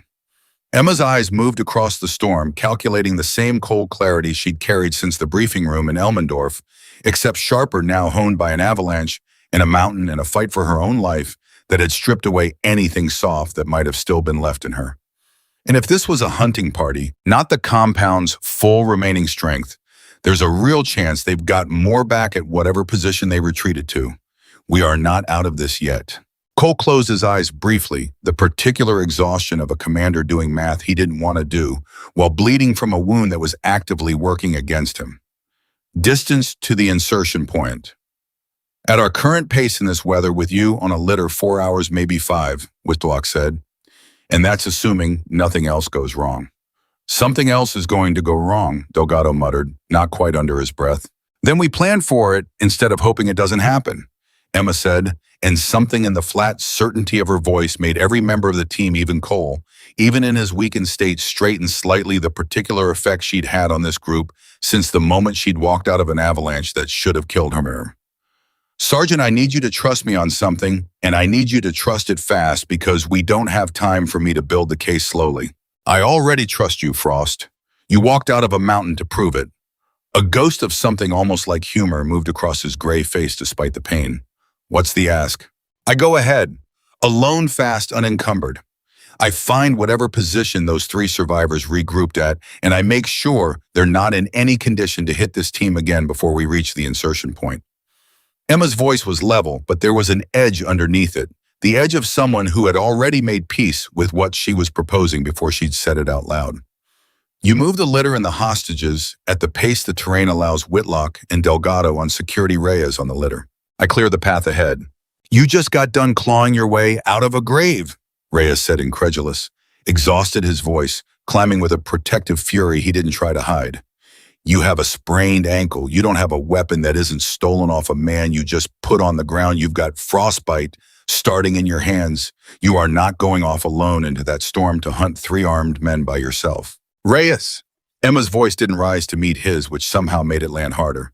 Every minute this team spends moving as a slow exposed group with a critical casualty is a minute those 3 survivors could use to reposition and hit us again in worse terrain with less warning than we got the first time.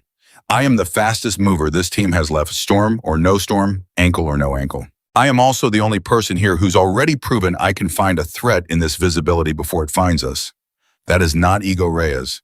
That's math, same as everything else on this mountain. Cole was quiet for a long moment, watching her, and Emma watched him make the calculation. She'd watched him make a dozen times over the past 2 days. The particular weight of command, choosing between 2 versions of risk with no clean option in either direction.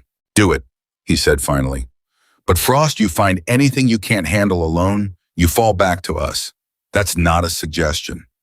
I am not signing off on a plan where you die for real this time because you decided being a hero mattered more than making it home. Something flickered across Emma's face at that, not quite a smile, but close to one, the particular expression of someone who had spent a career being underestimated and was, for the first time in longer than she wanted to admit, being trusted with exactly the amount of danger she could actually handle, no more, no less. "Copy that, Sergeant," she said, and rose to her feet, testing her weight on the ruined ankle with a wince she didn't let show in her voice, and melted into the storm ahead of them before anyone could say anything else. The next 90 minutes existed for Emma as a single continuous thread of motion and instinct, her body running on reserves she shouldn't have had left after the avalanche, after the firefight, after hours of exposure that would have put most people flat on their backs with hypothermia by now. She moved low, using the terrain the way her mother had taught her, the way years of training since then had refined into something closer to a language than a skill, reading the wind for scent and sound, reading the snow for tracks half erased by the storm, reading the particular silence of a mountainside that had recently had violence done to it and hadn't yet forgotten. She found the tracks of the 3 retreating militia fighters less than a kilometer from the firefight site and followed them to a shallow rock hollow that offered decent shelter from the wind, decent enough that Emma understood the moment she spotted it from 200 meters out through a brief gap in the blowing snow that this wasn't just a fallback position. It was a staging point, and it wasn't empty. Not 3 men, 7. Emma's stomach dropped, even as her mind, cold and clinical, recalculated everything. The 3 survivors had reached reinforcements, a second element that had clearly moved out from the compound after the firefight, coordinating with radios Emma didn't have, converging on a position that put them squarely between Cole's slow-moving team and the insertion point. This was no longer a fight she could win alone with a stolen rifle and a sprained ankle. This was the kind of number that required a different kind of solution. She eased back from her vantage point, moving with painstaking care to avoid triggering the attention of anyone in that hollow, and began working her way around the position's flank, cataloging everything as she went. Weapon types: a crate that looked like it might hold more serious ordnance than rifles. A man in the center of the group who carried himself with the particular authority of someone giving orders rather than taking them. Command element. The same man, she realized with a jolt of recognition, who'd been smoking on the porch during their surveillance the day before. She needed a plan that didn't rely on brute force, because brute force wasn't an option anymore. Not against 7 armed men in a defensible position. She needed something smarter. She realized, studying the crate again through the gap in the rocks, exactly the kind of specialized knowledge that 2 days ago Cole had doubted she possessed at all. The crate held an anti-air launcher, a shoulder-fired system, the kind of asset that explained with sudden and horrifying clarity exactly why Command had been so reluctant to commit air support to this operation, even before the storm made the question moot. Because somewhere in this operation's planning, someone had known or suspected this compound had anti-air capability and had never fully briefed the team on it, or hadn't known the full scope of what they were dealing with either. If that launcher made it operational, made it back toward the compound, or repositioned somewhere with a clear firing lane, it wouldn't just threaten this mission's extraction. It would threaten every future flight through this corridor, every medevac, every resupply run, for as long as that hardware remained active in militia hands. Emma keyed the emergency channel on the radio she'd stripped off the fighter she'd taken down earlier. A small mercy that the man had been carrying a working unit, even if it was tuned to the militia's frequency rather than her team's, and switched it with fumbling, half-numb fingers to the frequency Whitlock had used to reach Command. "Reaper element, this is Frost, come in." Static answered her for 3 agonizing seconds before Whitlock's voice cut through tight with surprise and relief in equal measure. "Frost, we read. You go ahead. I've got 7 hostiles dug into a rock position approximately 1 click northeast of your current heading, and they've got a shoulder-fired anti-air system in a crate with them. That's not a threat I can neutralize alone, and it's not a threat we can afford to let reposition. I need options." There was a pause, and when Cole's voice replaced Whitlock's, it was weaker than before, but sharper too, the particular focus that emergencies sometimes pulled out of wounded men. "Copy that, Frost. Anti-air changes the entire calculus of our extraction. If that thing goes operational near this corridor, no rotary asset is coming near us even after the storm clears." "Agreed, Sergeant. Which is why I think we need to hit it before it hits us, or before it gets moved somewhere we can't reach it." "With what team, Frost? I've got 2 able-bodied rangers and myself bleeding out on a litter." Emma looked back through the gap in the rocks at the position below, running the numbers one final time, and made a decision that she understood, even as she made it, was going to cost her something. Not her life, she didn't think. Not if she was careful, but something closer to the last reserves of a body that had already survived more today than most people survived in a decade. With me, she said. Sergeant, listen to me. I need you to keep the hostages and yourself moving toward the insertion point at whatever pace you can manage. I need Whitlock and Delgado to hold position half a click out from my target ready to move. If I call for support, but not committed to the assault, I'm going to disable that launcher and reduce the immediate threat to your extraction route myself. That's not Frost, that's 7 armed men. That's not a solo op, that's a suicide run. It's not a frontal assault, Sergeant. I'm not planning to walk in the front door and start shooting. Emma's voice carried a certainty that came from somewhere deep in old, a place built on training Cole still didn't fully understand and probably never would. I'm planning to get in, disable that launcher specifically, and get back out before they know I was ever there. If I'm compromised, I'll need Whitlock and Delgado close enough to reach me fast. That's the ask. The radio was silent for a long moment, filled with nothing but the hiss of static and wind, and Emma could picture with perfect clarity the exact expression on Cole's face. The same expression from the debris field, the same brutal arithmetic of command, except this time the person whose life he was weighing against the mission had already come back from the dead once today, and some part of him, she suspected, was terrified of what it would cost him if she didn't come back a second time. Do it, he said finally, a voice thick. But Frost, you call for support the second anything goes sideways. I am not losing you again. Not for real, not this time. Copy that, Sergeant, Emma said and clicked off the radio and turned her full attention to the rock hollow below her, to 7 armed men and a weapon that could kill everyone she'd fought 2 mountains in an avalanche to save, and began with the same cold, patient discipline that had carried her through every impossible hour of this mission to plan exactly how she was going to take it apart. Whitlock and Delgado reached their support position within 20 minutes, moving fast and low through terrain that had by now become a familiar kind of hell to all of them. And from a rise 200 meters out, Whitlock settled into a firing position with a clear line on the rock hollow below, watching Emma's shadow move through the storm toward the position's flank with a kind of disbelieving awe he didn't have words for yet. She's actually doing this, Delgado murmured, lying prone beside him, weapon trained on the same target. Alone, against 7. She walked out of an avalanche 2 hours ago, Whitlock said, not taking his eye from his scope. I stopped being surprised by what Frost can do around the time she did that. Below in the gathering dark and driving snow, Emma reached the blind side of the rock formation, the side without a clear sight line from the position's interior, and pressed herself flat against stone, gone slick with frost, listening. She could hear voices, now low, urgent, the particular cadence of men arguing about something and straining to catch fragments through the wind. She made out enough to understand the shape of the disagreement, whether to press forward and finish what the ambush had failed to accomplish, or fall back to the compound and wait out the storm. The command element's voice cut through the argument decisive, and though Emma didn't have the language to translate the exact words, the tone told her everything she needed to know. They were staying, they were digging in, and from the sound of new activity, someone was moving to set up that launcher in a firing position that would give it a clear line on the exact corridor Cole's team needed to cross to reach the Snowcats. She didn't have time to wait for a better opening. Emma eased around the flank, moving with a silence that came from years of training in far worse conditions than this, and found the crate exactly where she'd spotted it from her earlier vantage point, guarded by a single fighter who had his back partially turned. A tension split between the storm and the argument still simmering among the others. She took him down in 4 seconds, a controlled strike to the throat that dropped him before he could make a sound, and pressed her fingers to his neck just long enough to confirm he was alive.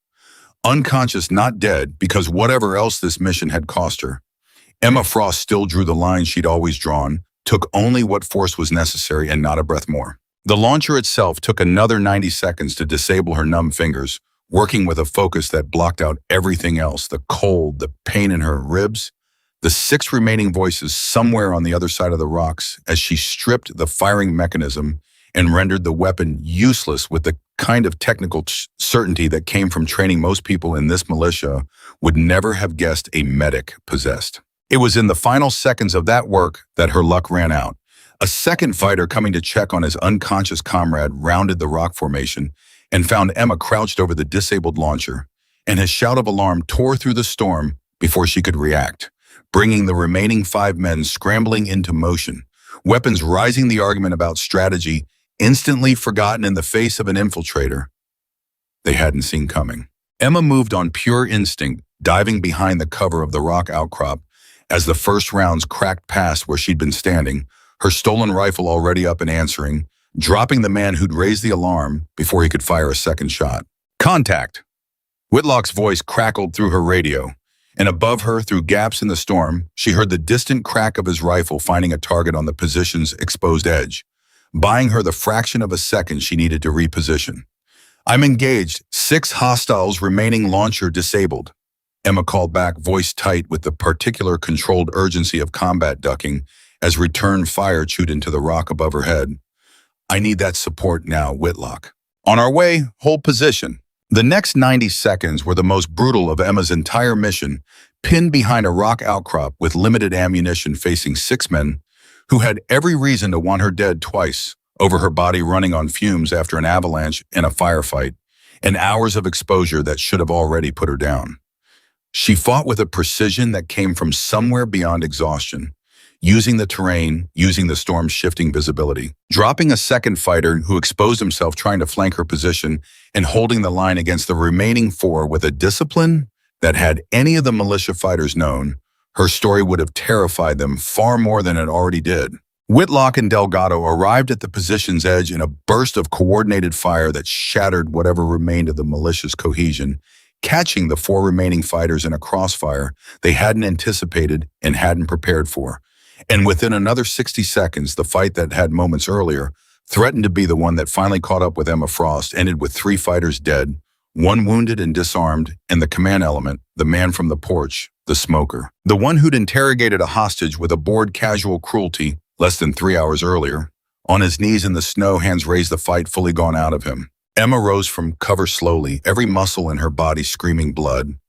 Not entirely her own, she realized, distantly streaked across the side of her jacket, where a round had grazed close enough to tear fabric without breaking skin, and looked at Whitlock and Delgado with an expression that carried, for the first time since the mission began, something close to pure bone-deep exhaustion breaking through the discipline. Launchers disabled, she said, voice rough. Extraction, corridors clear. Whitlock stared at her for a long moment, taking in the blood, the visible exhaustion, the sheer improbability of the woman standing in front of him, and shook his head slowly. Frost, I have been in this line of work for 9 years. I have never seen anything like what you just did. Not once. Ask me again once we're off this mountain, Emma said, and allowed herself finally to sag slightly against the rock, the adrenaline that had carried her through the last 2 hours finally beginning to recede and leave the full weight of her exhaustion in its place. Right now, I need us moving back to Cole and those hostages, because that storm isn't getting any kinder, and neither is his wound.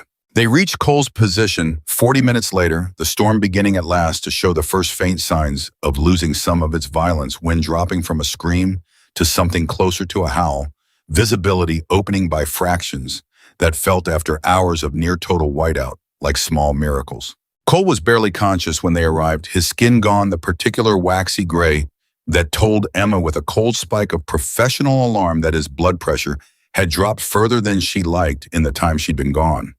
She dropped beside the litter, immediately checking his pulse, his color, the dressing she'd packed hours earlier, and found what she'd feared: the bleeding had slowed further, but his body was clearly running on reserves as thin as her own. Sergeant.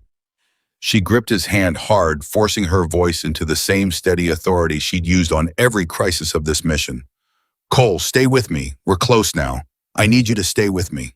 His eyes fluttered open, unfocused for a moment, before finding her face, and something in his expression, recognition, relief, the particular exhausted gratitude of a man who had genuinely believed twice now that this woman might not make it back to him, cracked through the haze of pain and blood loss. Launcher, he managed. Disabled. Corridors clear. Emma squeezed his hand once. You did good, Sergeant. Now it's my turn to get you the rest of the way. Can you hear me? I need you to focus on my voice and nothing else. Copy, Cole rasped, and his eyes stayed on her face, anchored there as Reyes and Delgado lifted the litter, and the whole exhausted, battered group began the final push toward the insertion point. The storm continued to ease as they walked, the wind's violence softening by degrees, visibility opening enough by the time they crested the final ridge before the descent to the snowcats that Emma could see for the first time in what felt like a lifetime. The dark shapes of the vehicles waiting below and beyond them, faint against the clouds, the first thin break of moonlight that meant the system was finally mercifully beginning to pass. Whitlock's radio crackled to life with Hargrove's voice tighter with urgency than Emma had heard it before. Reaper element be advised, weather window opening faster than projected. We have a medevac bird wheels up in 11 minutes ETA to your position, approximately 40 minutes. Confirmed status. Confirmed, Whitlock said, and something in his voice broke slightly with relief. Overwatch be advised, Petty Officer Frost is alive. Repeat, Frost survived the avalanche and has been instrumental in neutralizing a second hostile element, including an anti-air asset that would have compromised this entire extraction. Requesting that be reflected in the after-action report, sir. There was a long pause on the other end of the line, and when Hargrove's voice returned, it carried a rough edge that hadn't been there before. Copy that, Reaper element. Copy that. Glad to hear it. Get your people to the Elzum. They reached the Snowcats 20 minutes later, loaded the hostages and Cole into the warmest, most sheltered space available, and settled in to wait for the sound that every member of that exhausted, battered team had begun to believe at various points over the last several hours. They might never actually hear the distant growing thrum of rotor blades cutting through clearing air. The medevac birds set down in a storm of displaced snow 43 minutes after Hargrove's call, and the flight medics who spilled out of it moved with the fast-practiced urgency of professionals who'd been briefed on exactly how critical their patient was, taking Cole from the litter with careful, coordinated hands while Emma gave a rapid, precise handoff report.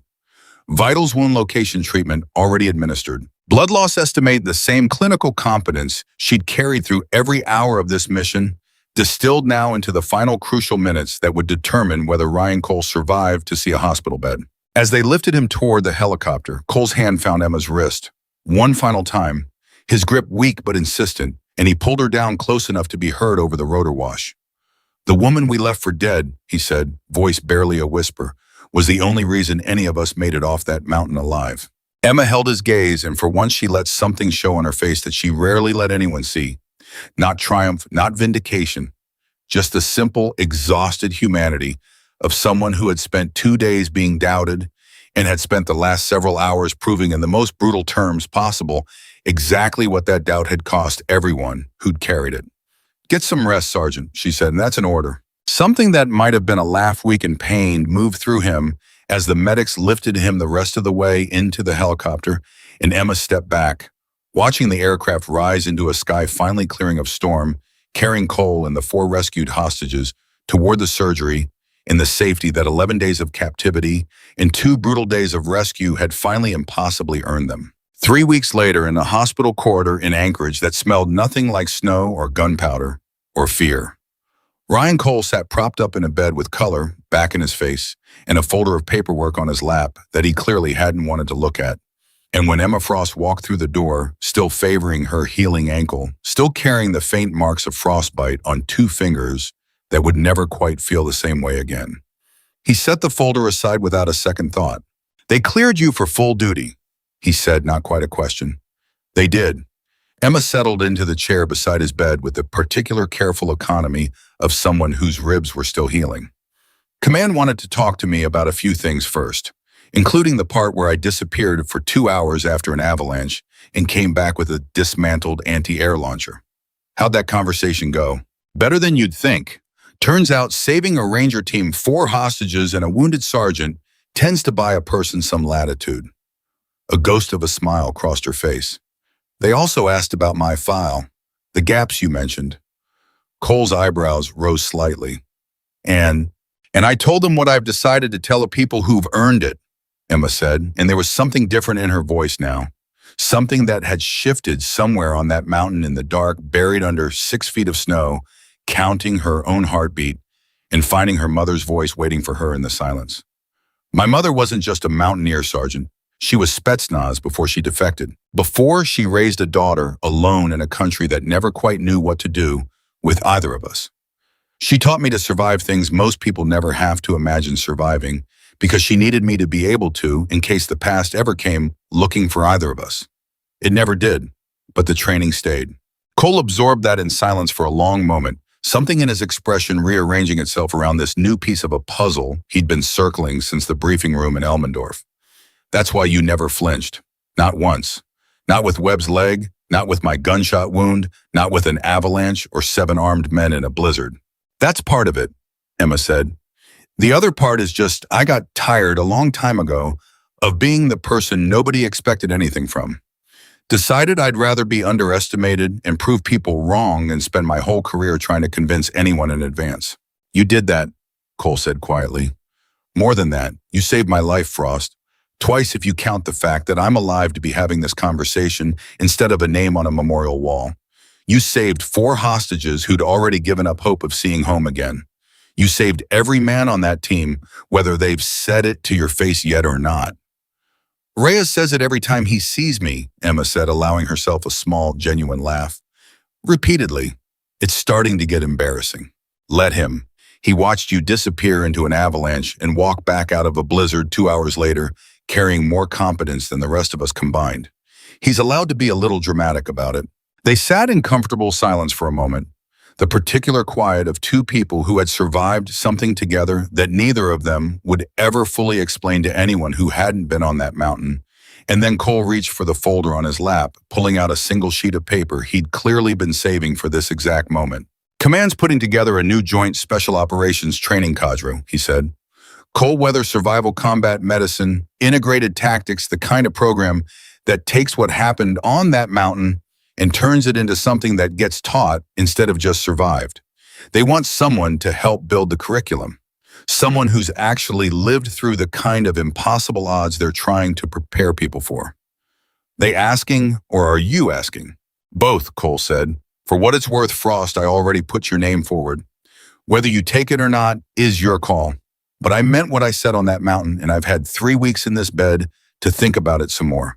You are the best operator I've ever had the privilege to serve beside, and it would be a genuine waste for the Army and the Navy both if the next generation of Rangers and SEALs never got to learn what you already know.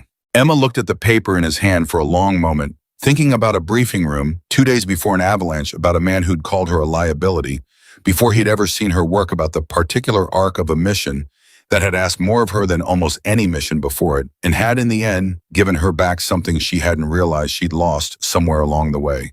The simple, hard-won knowledge that being underestimated wasn't a weakness to overcome once and be done with, but a truth she could keep proving wrong. One impossible mission at a time for as long as anyone needed her to. I'll take it, she said finally. On one condition. Name it. You're teaching alongside me. Command wing, not the field portion, your leg's not ready for that yet, and we both know it. But the next generation needs to hear from the commander who learned the hard way that competence doesn't always look the way you expect it to. That's a lesson worth as much as anything I can teach them about reading snowpack or stopping a bleed. Cole extended his hand and Emma took it, and somewhere in that simple, steady handshake was everything neither of them needed to say out loud that the woman a whole team had once doubted. Once buried, once mourned, as dead beneath an Alaskan mountain, had walked back out of that grave and carried every single one of them home, and in doing so had earned something far more permanent than an apology or a commendation. She had earned the truth spoken plainly and without doubt by every person who had ever underestimated her. That strength was never about the rank on a soldier's collar or the assumptions made about them in a briefing room. It was about what a person did when the mountain came down, when the storm closed every option, when the people counting on you had already decided you were gone, and Emma Frost, in the coldest, most impossible hours of her life, had proven, beyond any doubt that would ever be raised again, exactly what she was capable of. The ones who are underestimated are often the ones who carry everyone else home.